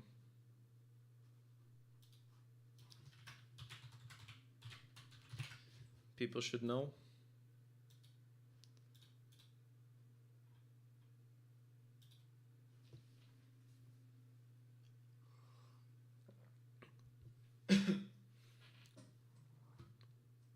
We're having trouble finding opponents again.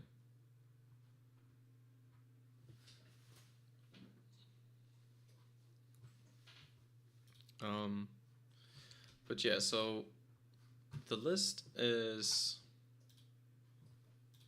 here. Yeah, another option again is Sneak Door Beta. If they just try to counter this by putting like a lot of ice on HQ. Maybe you don't play Cezve. Maybe you just play Sneak Door Beta. I'm kind of feeling that idea. I don't know if Tapworm is good here either. It's like it's good if they are forced to purge for sure. Otherwise, maybe not. I could see the Tapworms being cut too.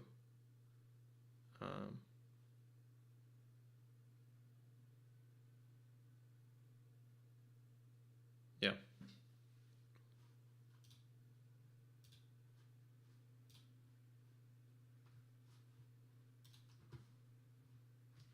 Oh, you hate Sisentan? I think it's a really fun card. I think it's kind of good. It's good that there's an ice that's like really nasty to face check. I think. Maybe that's wrong, but like, yeah, like it's kind of like a Cortex lock, but not as bad after it's been rest the first time. It's such a weird card because well, because there's such a difference between the different runner breaker suites on how well they do against it. Like Book Ultra is totally fine, but MK Ultra is really bad against it.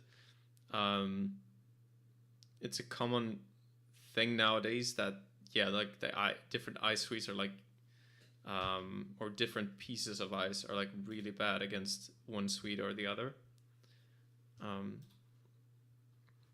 But it's so much fun to res a Sai Sentan when they're face checking it.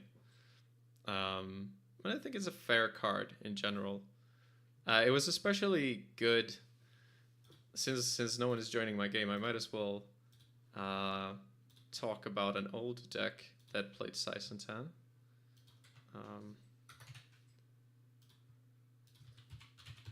So I think this is when I started really appreciating the card. Was when I played Chronos Protocol, because you can actually pick the first damage they take to make sure that they take the extra damage from Sai Sentan, which was beautiful. And yeah, this deck like perfectly exploited a window before they have breakers, where they cannot really comfortably run anything. Well, but it's not randomly. It's not like randomly dying. You can control if it happens or not. Like you can make sure that you have enough cards to not die if it is Sai Sentan, and also you can decide like not to run at all if you're not comfortable with the risk. And I think that's kind of Netrunner in a nutshell. Like looking at what are the possible things that could happen now, and am I okay with those risks, and should I prepare for the worst, basically. Yeah, this deck was banned to death. Well, and it happened like piece by piece. I think the first things that were happened was a breached dome, a Kakugo, and SSL endorsement. I think those were banned in the same list. Then later during the rare year, Engram Flush and Slot Machine were banned, and then like last year, Archive Memories was banned because of the Draco decks. Which by the way is a total injustice. Like, why you know why you being mean to Archive Memories just because Draco is so abusable. Um, I think I like Archive Memories as a card. But yeah, this deck was really awesome because you would like keep you would take notes of all the cards in your opponent's hand, and there were times where they would try to avoid a kill with complete image by taking all the damage and then drawing afterwards. But that didn't work if Slot Machine had been in use, because then you actually knew what was on top of their deck as well, so you knew the cards that were entering their hand. That was that I had a lot of fun with that. Okay, so now we got Acme. We got Bankar, so I guess I'll keep.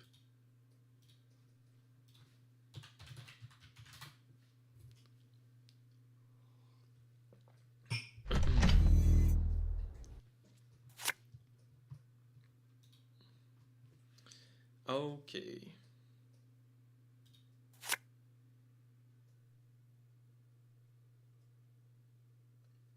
So how do we do this? I think is it Gamble Bankar? Yeah, so we can draw one more time. Gamble Bankar.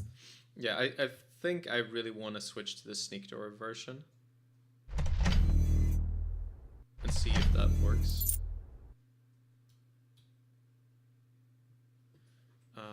Okay.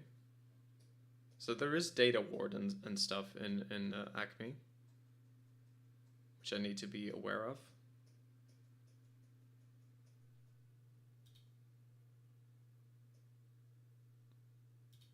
Draw.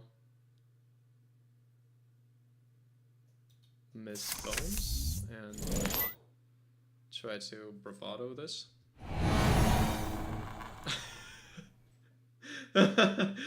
Oh man, okay. I'm bad at this deck. I hit the two worst eyes possible, but still, I shouldn't be taking these risks. Is everyone just adjusted to Bankar to where it's like not as good? I don't know. No, I think I'm just playing too aggressively.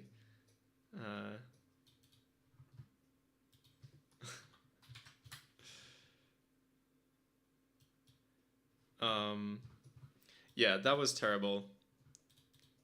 So, but okay, let's change this list because I think this is not the best list, or the best version.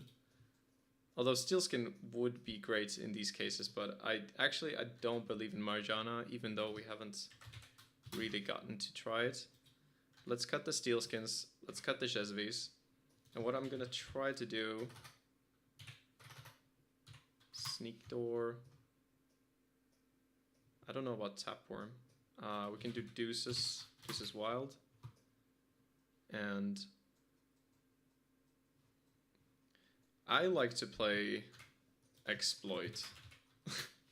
Do we go full D-res mode? We could try. I think that would be fun for the stream, to try Exploit. And I think the rest is fine.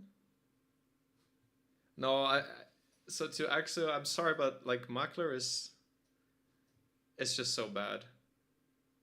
I don't know, like I feel like I almost rather play Tycoon than play Makler. And I'm playing like, but I can't play Tycoon because I feel like I want to play Credit Denial. Yeah, just Makler is it's just the numbers, like, yeah, you have to pay what is it, 4 credits to break an IP block, Oh, I guess you get one back, but then it's also 5 to install. I don't know. Should I try that? Good against border control. Sure, that's true. Okay, you know what? Before I do this, I guess I'll give that a try. So we could play the Steelskins then. Just... Oh. Oh, you're... Okay, you're trying to talk me into playing cards that you're not even playing yourself. Yeah. Or are you not, maybe you're not referring to Mackler? I don't know.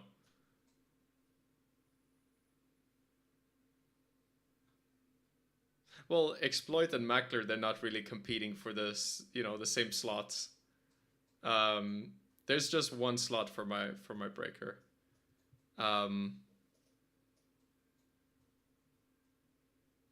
Okay.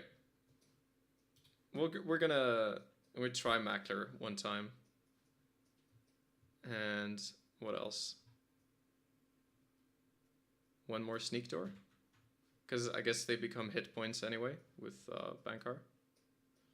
So my logic with Exploit is like eventually we might lose both of them to Bankar, but then we can get one back with Steve when we need it and de-res some ice. Maybe not great, but like that sounds fun to me. So let's try it.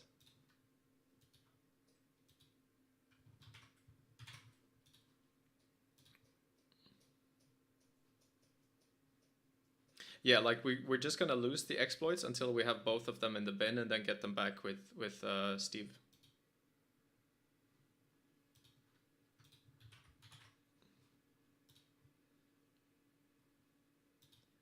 Okay.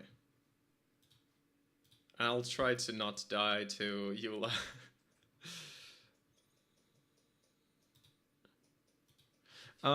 But yeah, I guess if people are playing a lot of Eula and Anansi, it gets very risky. To try to use it early game. Like Bankar becomes way better when you know the ice.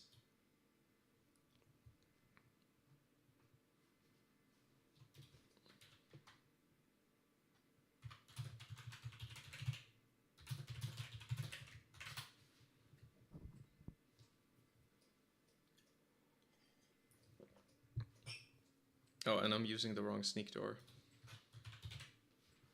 Gotta use this one.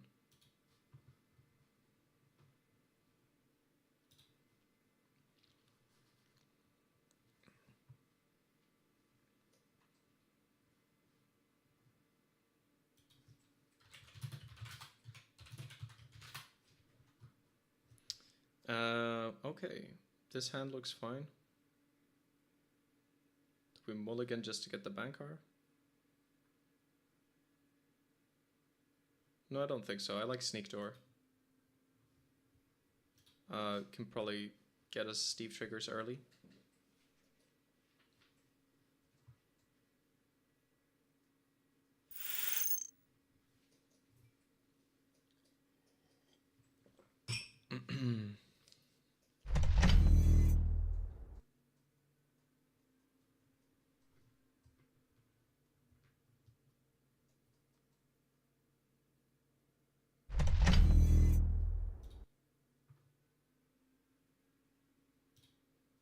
So we can start by drawing. Gamble. I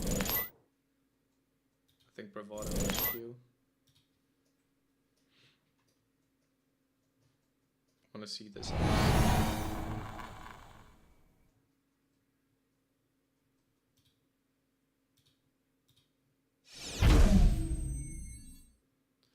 Okay, so now we have stuff to get back with Sneak Door.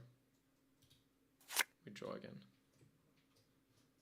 Okay, so Bankar is actually good against IP block.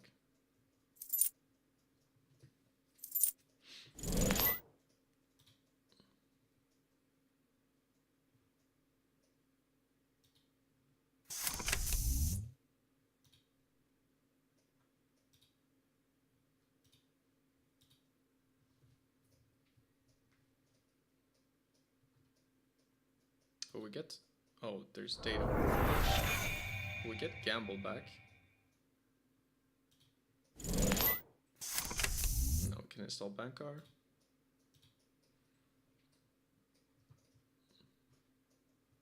So easy way to get past the IP block.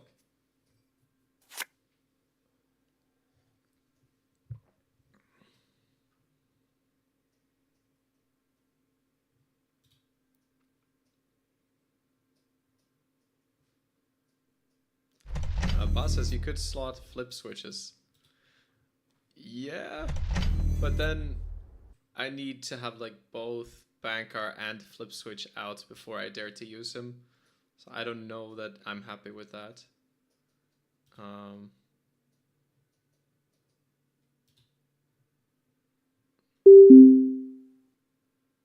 Okay, so Bankar and HQ and we can do.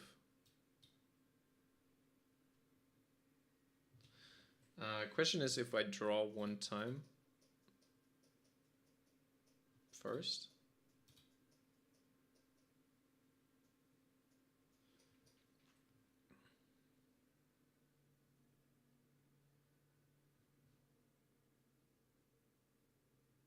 To maybe not lose this doof. I think so.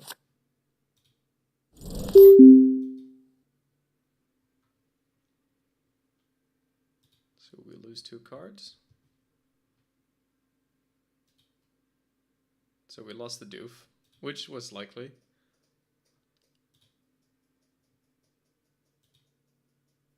So we get the gamble or the favor.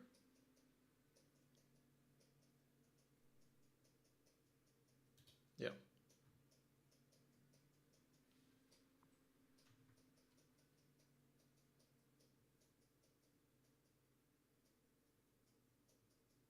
Next turn we can actually sneak to or get doof back and then go back in.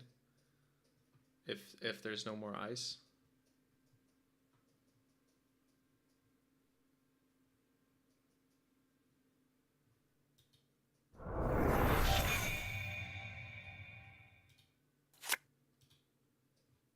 Okay, we draw a breaker, so we're gonna have to install that before we do.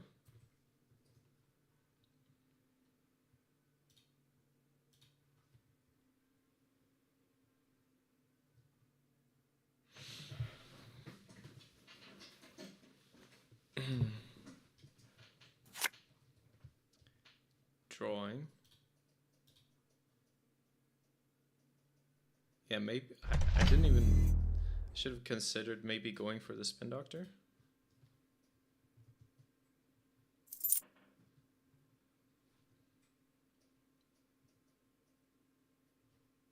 Okay.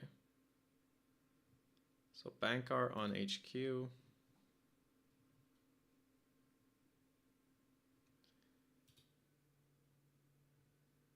Try to force this pop.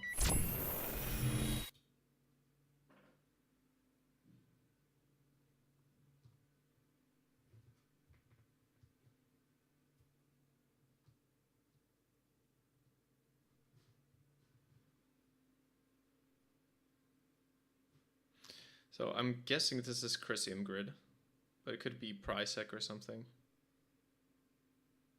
In which case I want to install Buckalter before going in.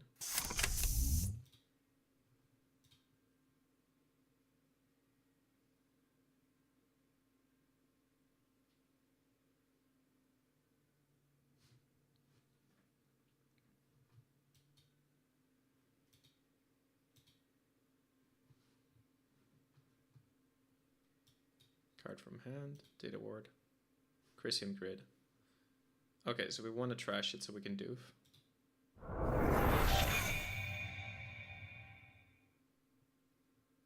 And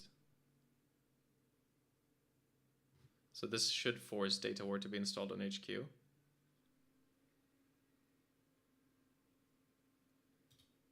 We draw. I hope this is not an Acme that plays hard-hitting news, because that could be really bad now.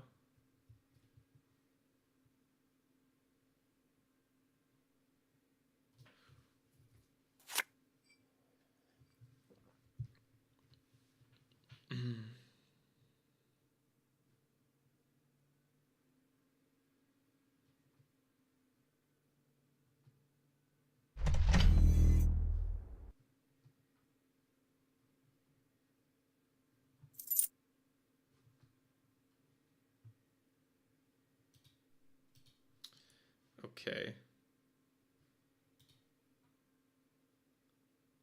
So that's not data ward.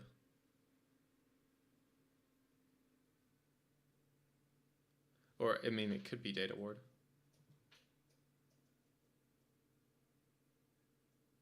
So we still put banker on HQ.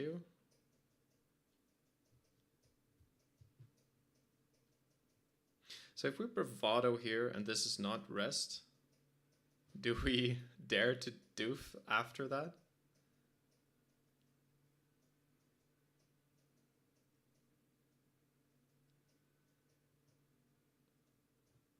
I think maybe.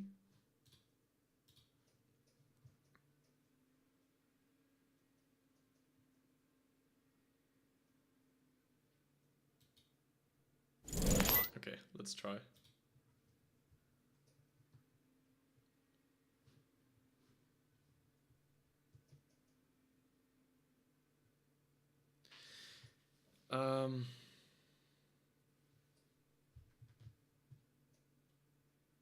Axis says no.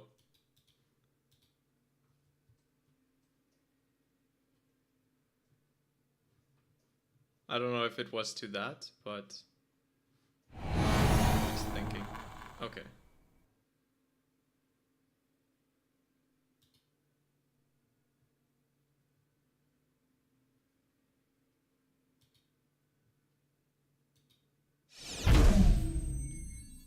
Right.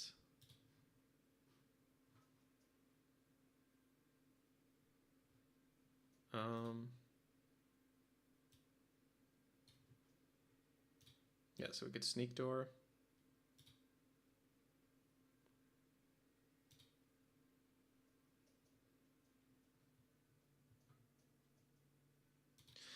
I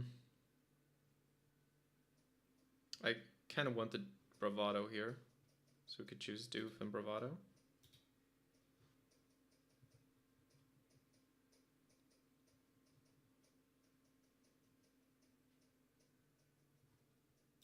So we get bravado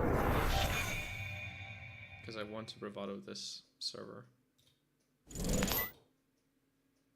Would be unlikely that it's another IP block.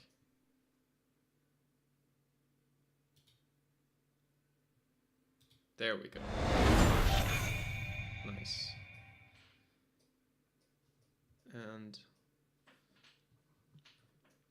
And then I think we draw. Okay.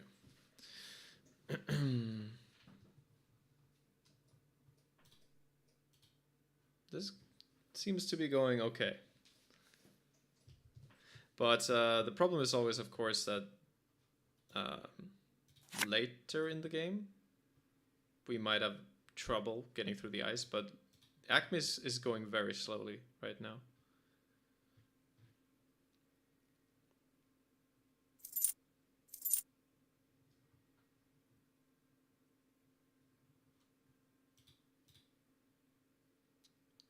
Just drawing for cards.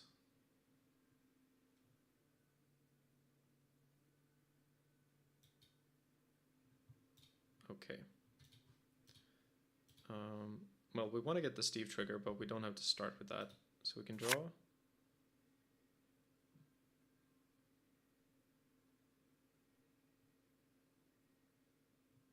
Draw.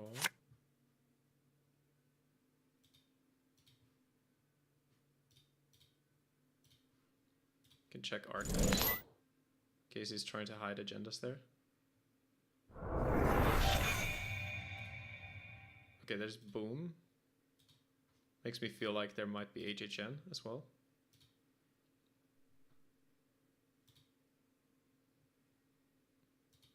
Choose bravado and sure gamble.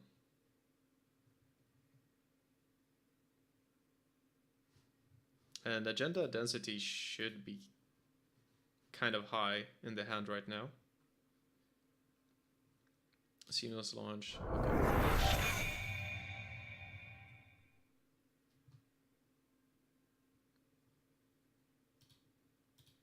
But this seems, yeah, it's kind of a decent setup. Like banker plus boomerang makes it easy to get into places. Sneak Door keeps getting us cards back. One problem is draw. We have to click a lot to draw. So maybe you include more cards that draw.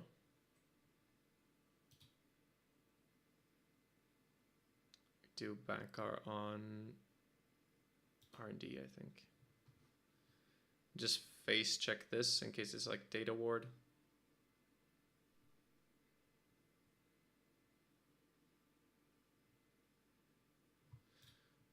We draw first.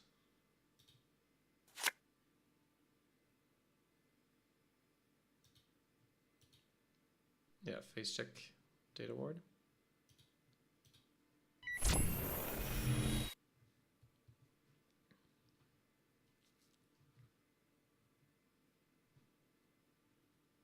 So if it's data ward, we pay the tree.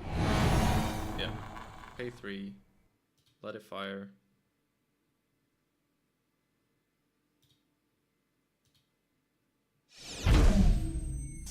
Paragon.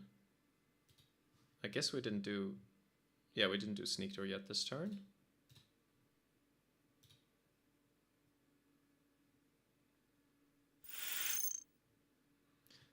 Oh yeah, so there's clearly agendas in hand. Steal Skin Scar and can stay, that's a good card. And we steal an awful. That's good. Makes it harder to overdraw.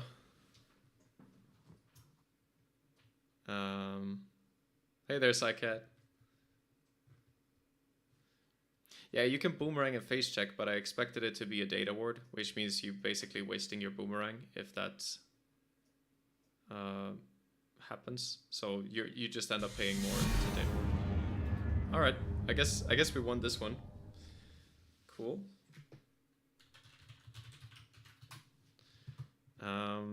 Yeah, we can do more of this. Let's have a look at the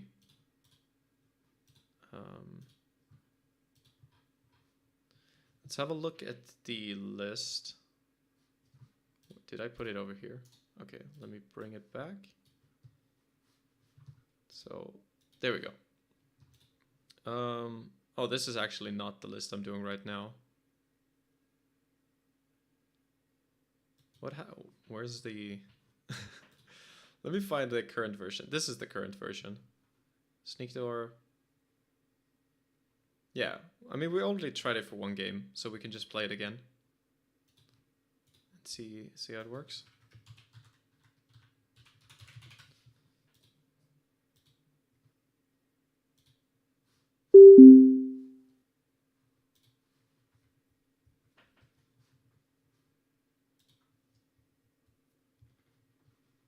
So we got Ob. Okay, we got Steelskin and Bankar. This looks like a really nice hand, so we're gonna keep. So against Ob, I guess the scariest ice we can face with Bankar is Envelopment. That would be 5 damage, so we gotta keep that in mind.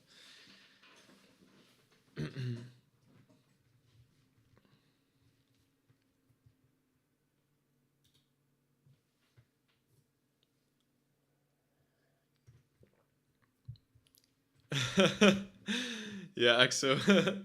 That's true. Although if we were going hardcore, I'm not sure if we would be on PE. But that's another discussion. But yeah, I did write in the event that we were playing Jank, but I didn't write that in the initial description because we didn't know at first that we were going to do that. So we added it later, so some people might have expected us to like play the most serious stuff we could come up with. Okay. So we go Doof. People are letting me Doof a lot today.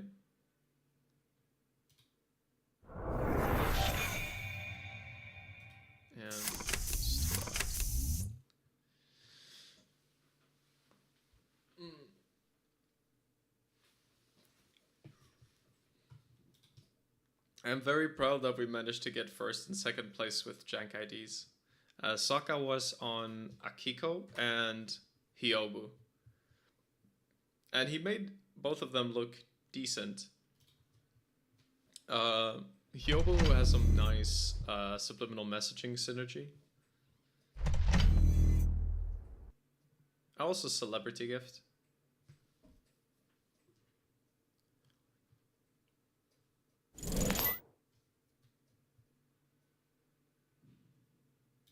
Okay. I guess Bankar and HQ.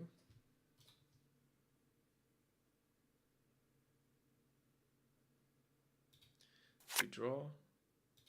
Draw. We don't want to lose this breaker. Draw. Should gamble. To Aksu, yes, I can tell him to post them. I think he's just too busy with the trip at the moment. So pretty likely he will post them at some point. But yes, I can pester him about it. Because I think those should be posted. Actually, maybe he already did post them, because I think he did a stream where he was talking about his lists. So we could check. We could check if his lists are already up. If we just search for Sokka.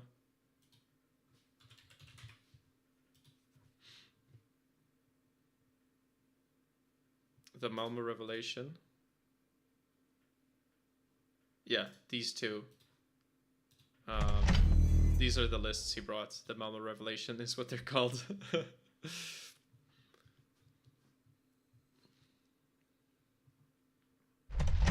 Okay, so it was a Spin Doctor, so sort of okay that we didn't run it. Rashida would have been the worst case.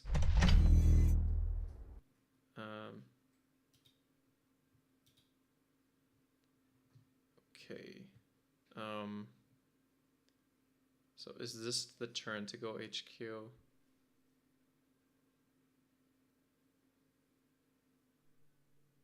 Could be. Could be install Mackler, go HQ, and if it's envelopment, Steelskin saves us. I think so.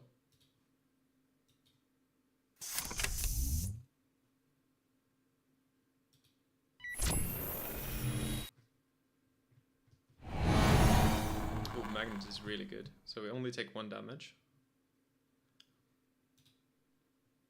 And we get Steve trigger.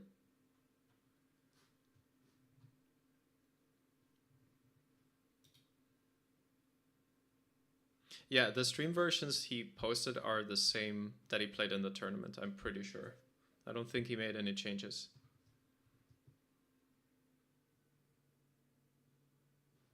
Let's see.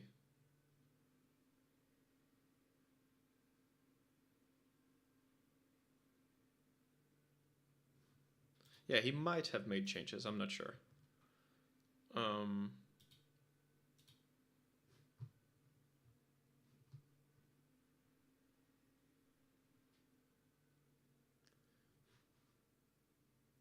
Managram, that's always nice to get rid of, I think. Might want to pop this Spin Doctor as well, in case there's Audacity.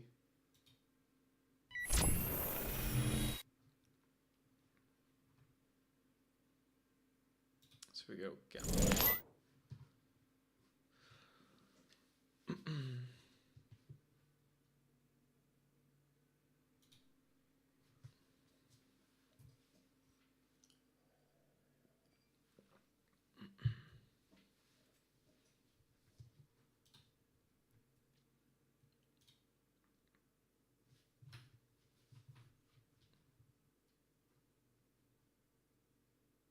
So now that I'm not playing as stupid and risky, deck feels better. Who would have thought? But another hostile. Okay. So we should do Bankar on HQ again.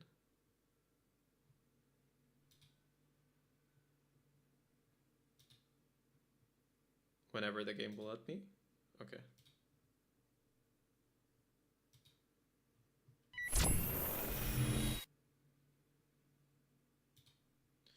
And if we're lucky, we get the steel skin trigger here. Nice. We have emergency shutdown, which could be useful.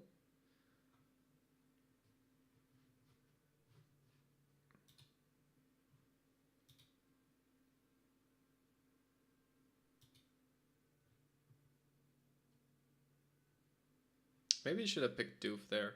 Doof and steel skin, because both of those would be really good. Sure, gamble doesn't matter that much. Okay.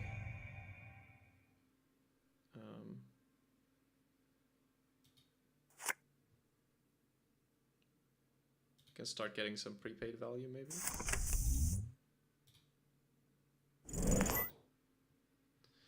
Another option is to face check this ice, and if it's an expensive one we can shut down. I don't think this deck plays a lot of expensive ice though. Although I guess a good reason to try to force reses is it makes it easier for us to know where to put Bankar.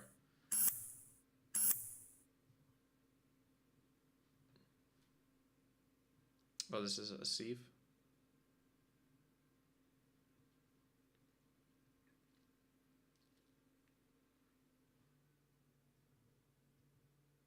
Yeah, that makes sense.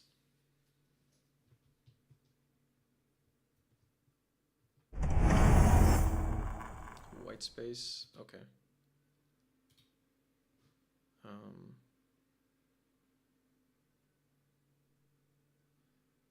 This one actually doesn't stop me from getting it at all, so we can put Bankar somewhere else.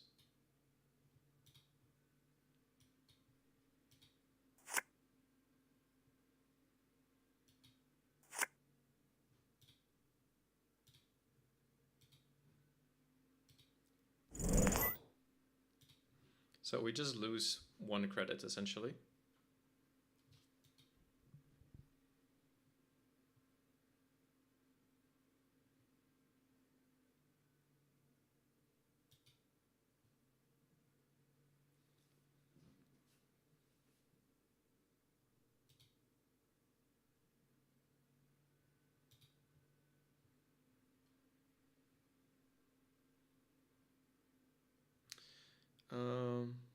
Money seems not important, so I'm gonna take cards that take away his money.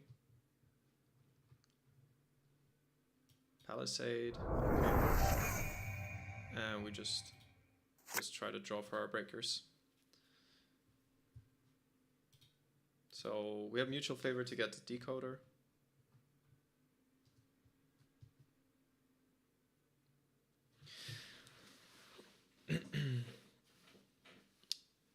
Although there could be Stavkas and stuff like that, that could be an issue.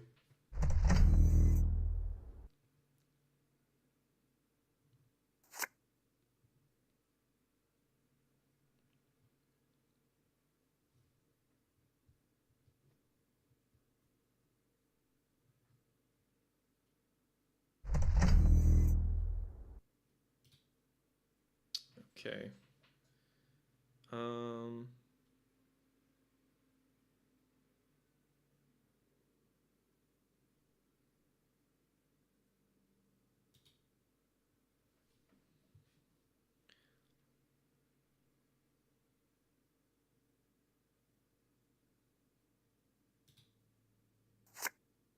Ooh, book altar, nice. So we can just maybe set up this turn. Install book altar.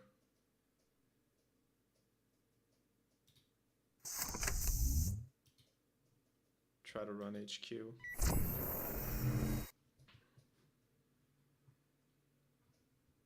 And if it's successful, we can install Cradle. Okay, nice, yeah. So this one just fires.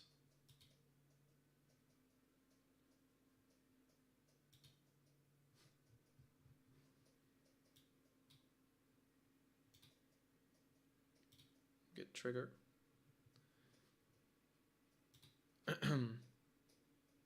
Bravado is nice. Bravado and Doof means we get back Bravado.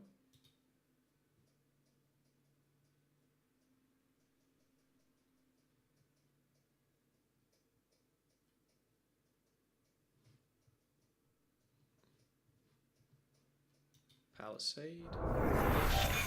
Okay. Nice. Okay. So now we can finally basically get in anywhere. We don't really need the banker anymore. We actually got the doof back. That's surprising. Maybe he's trying to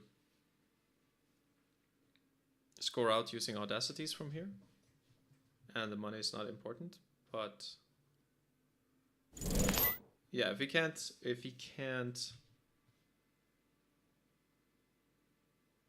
yeah, it seems like this would be a problem.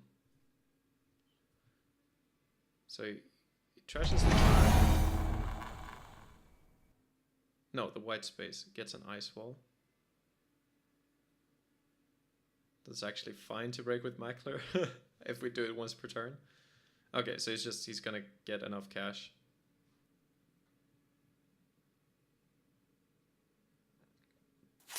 Could also use Bankar for this.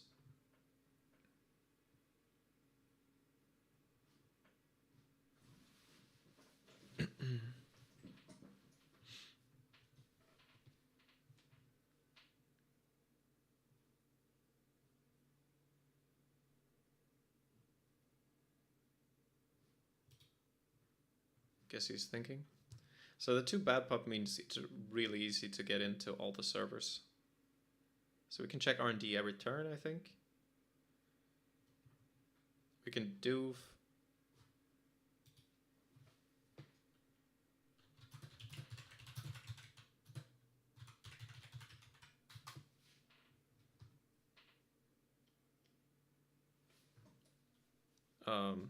yeah. Just checking if you thought he passed or something. Yes, we could do run here. If there's anything like envelopment, we can emergency shut down it. So we can check R&D every turn. And we can also check HQ every turn, probably. Okay, another ice. Don't think we need Bankar now.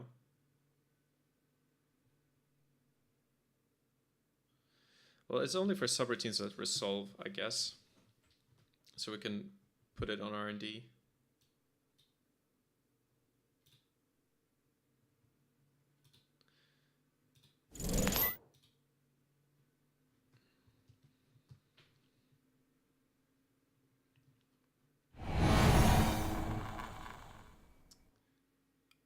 Oh, this is expensive to break. Wait, why is this so expensive?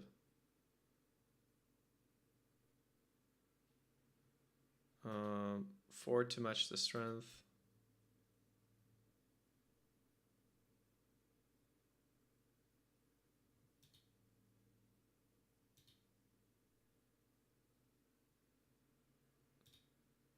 Oh yeah. It's okay. It's okay.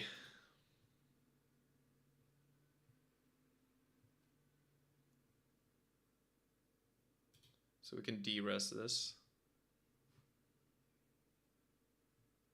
Actually, it makes it worse if it's a re-rest.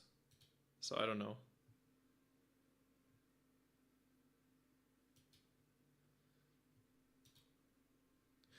Tsubao says I could just bounce. I mean, I could, but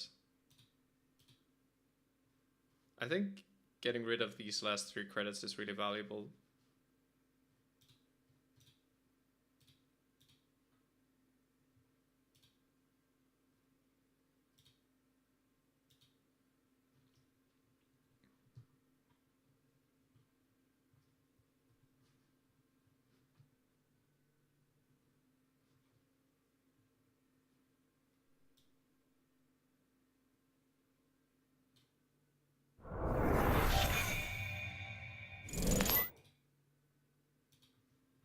I think I still shut down the envelopment.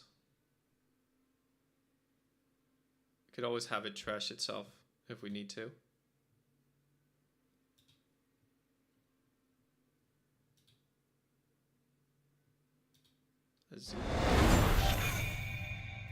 And then shut down to make sure we get into HQ. Yeah, because this way we can keep getting into HQ, which I like. Forcing another resonant envelopment is good.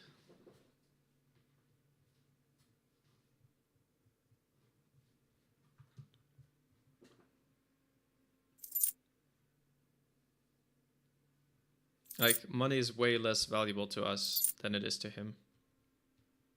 We have the bad pub. We have recurring credits. We get cards back with Steve.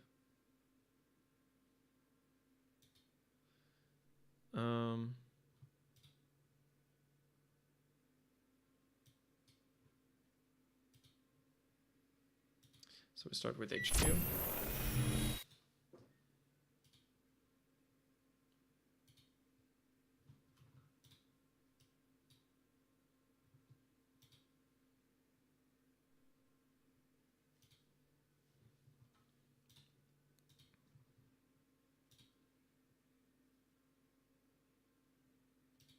And yeah, we could get Doof and Bravado by another turn if we get Doof.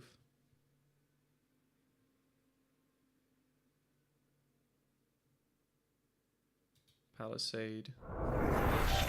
Okay, so we could just Doof here. It costs us 2 credits. Yeah, sure.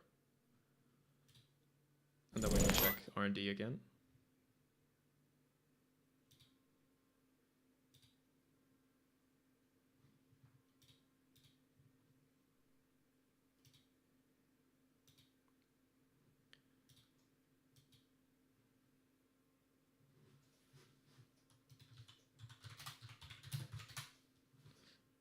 I'll not break the gained credit sub.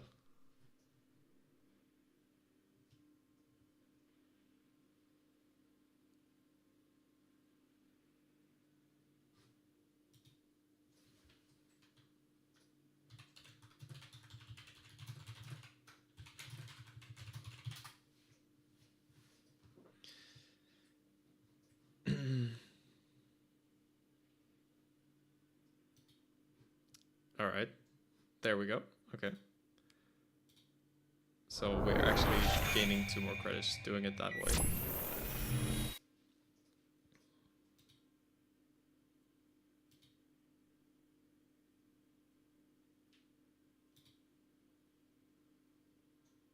Marilyn. Do we trash a Marilyn? Probably not. Or just to, I don't know,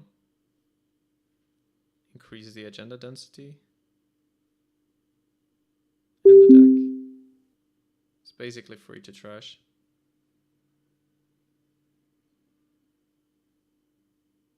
Alright, let's trash it. I don't know if it's correct. But means he's more likely to draw an agenda now, and it's at a time where we can hit HQ.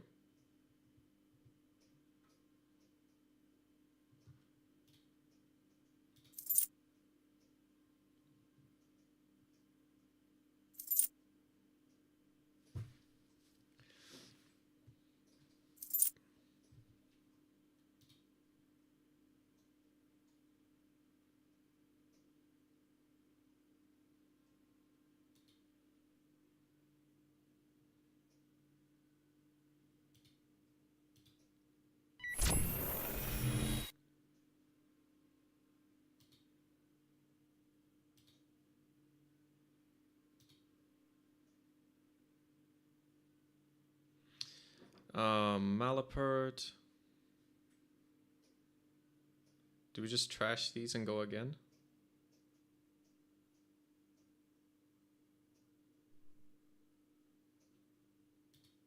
I think so. Because money is such a non-issue.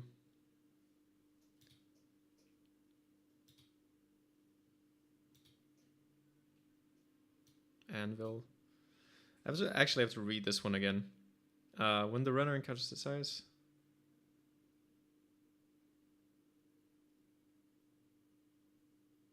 Right, okay.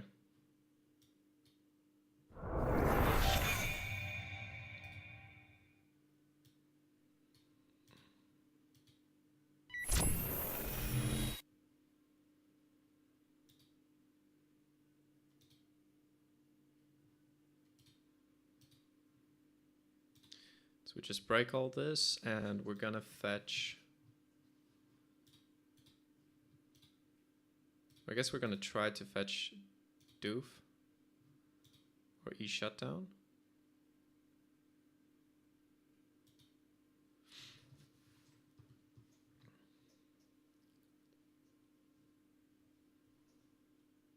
Another envelopment. So if I was playing well today, I would be taking notes of the stuff we've seen. I have not done that.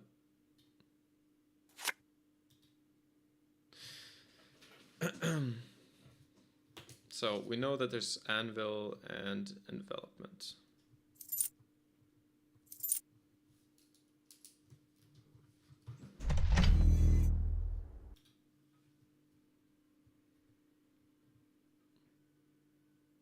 Let's put Bankar on this server. Check what's in there.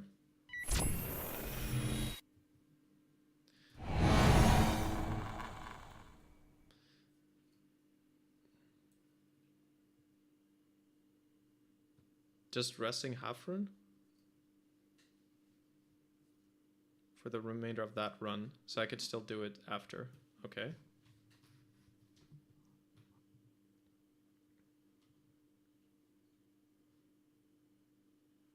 And I can still break this with Mackler.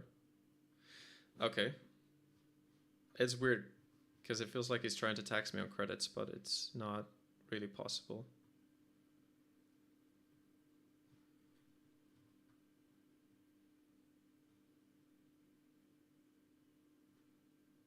Maybe it's the only out. I could have just actually taken one net. That would have been fine. Yeah, we can trash this.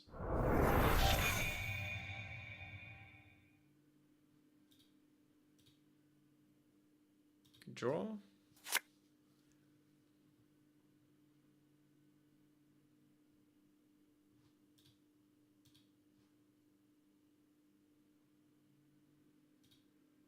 Laundry R&D.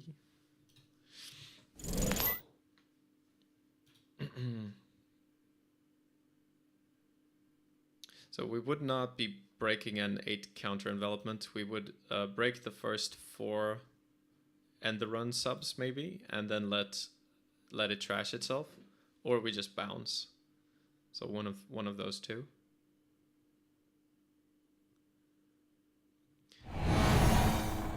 We would still like the console and sneak door. Again, yeah, problem, like even if we're fully set up, we don't have like draw at all.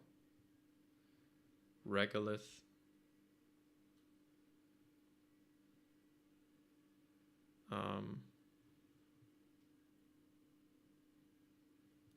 Do we just trash a random Regolith? I don't think so. And we draw. So I'm still looking for console and sneak door. And the lack of multi-axis is hurting us. So we have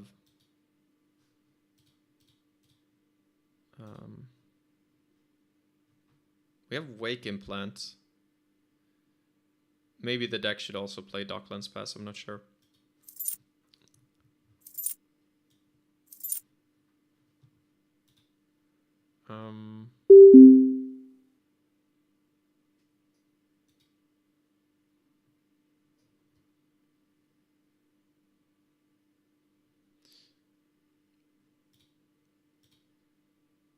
Could draw first if it's Paragon. Nope.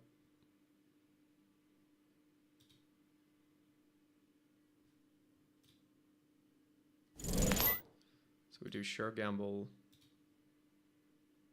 hit HQ.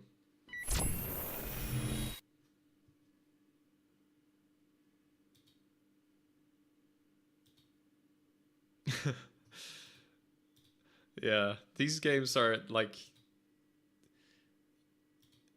there's so many triggers and then everything is done so slowly on JNet. It's a bit of an issue.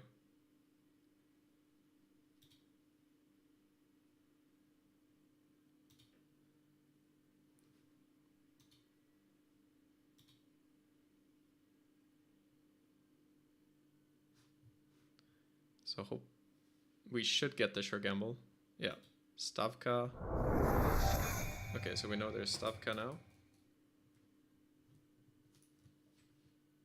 So we know 3 out of 4 cards.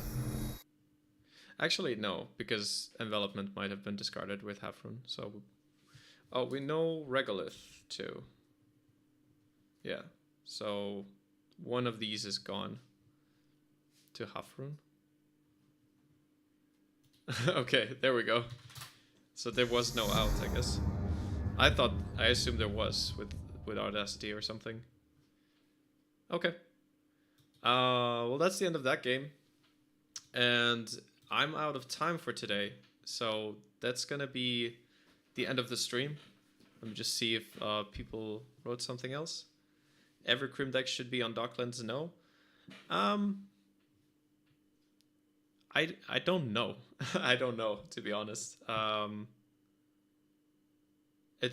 You should definitely consider it for every Crim deck. I'm not sure if every Crim deck should be on it. But yeah, it seems valid. It's probably good. Yeah. Anyway, that's gonna be enough for this stream. Very experimental decks today. Wanted to explore some ideas. I feel like a lot of it was how it often ends up being with Crim. Like you have some problem with draw, multi-access, things not fully coming together. But there were also some things that were working out. So I don't know, kind of cool. Anyway, thanks for today. I'll see you all next time. So bye bye.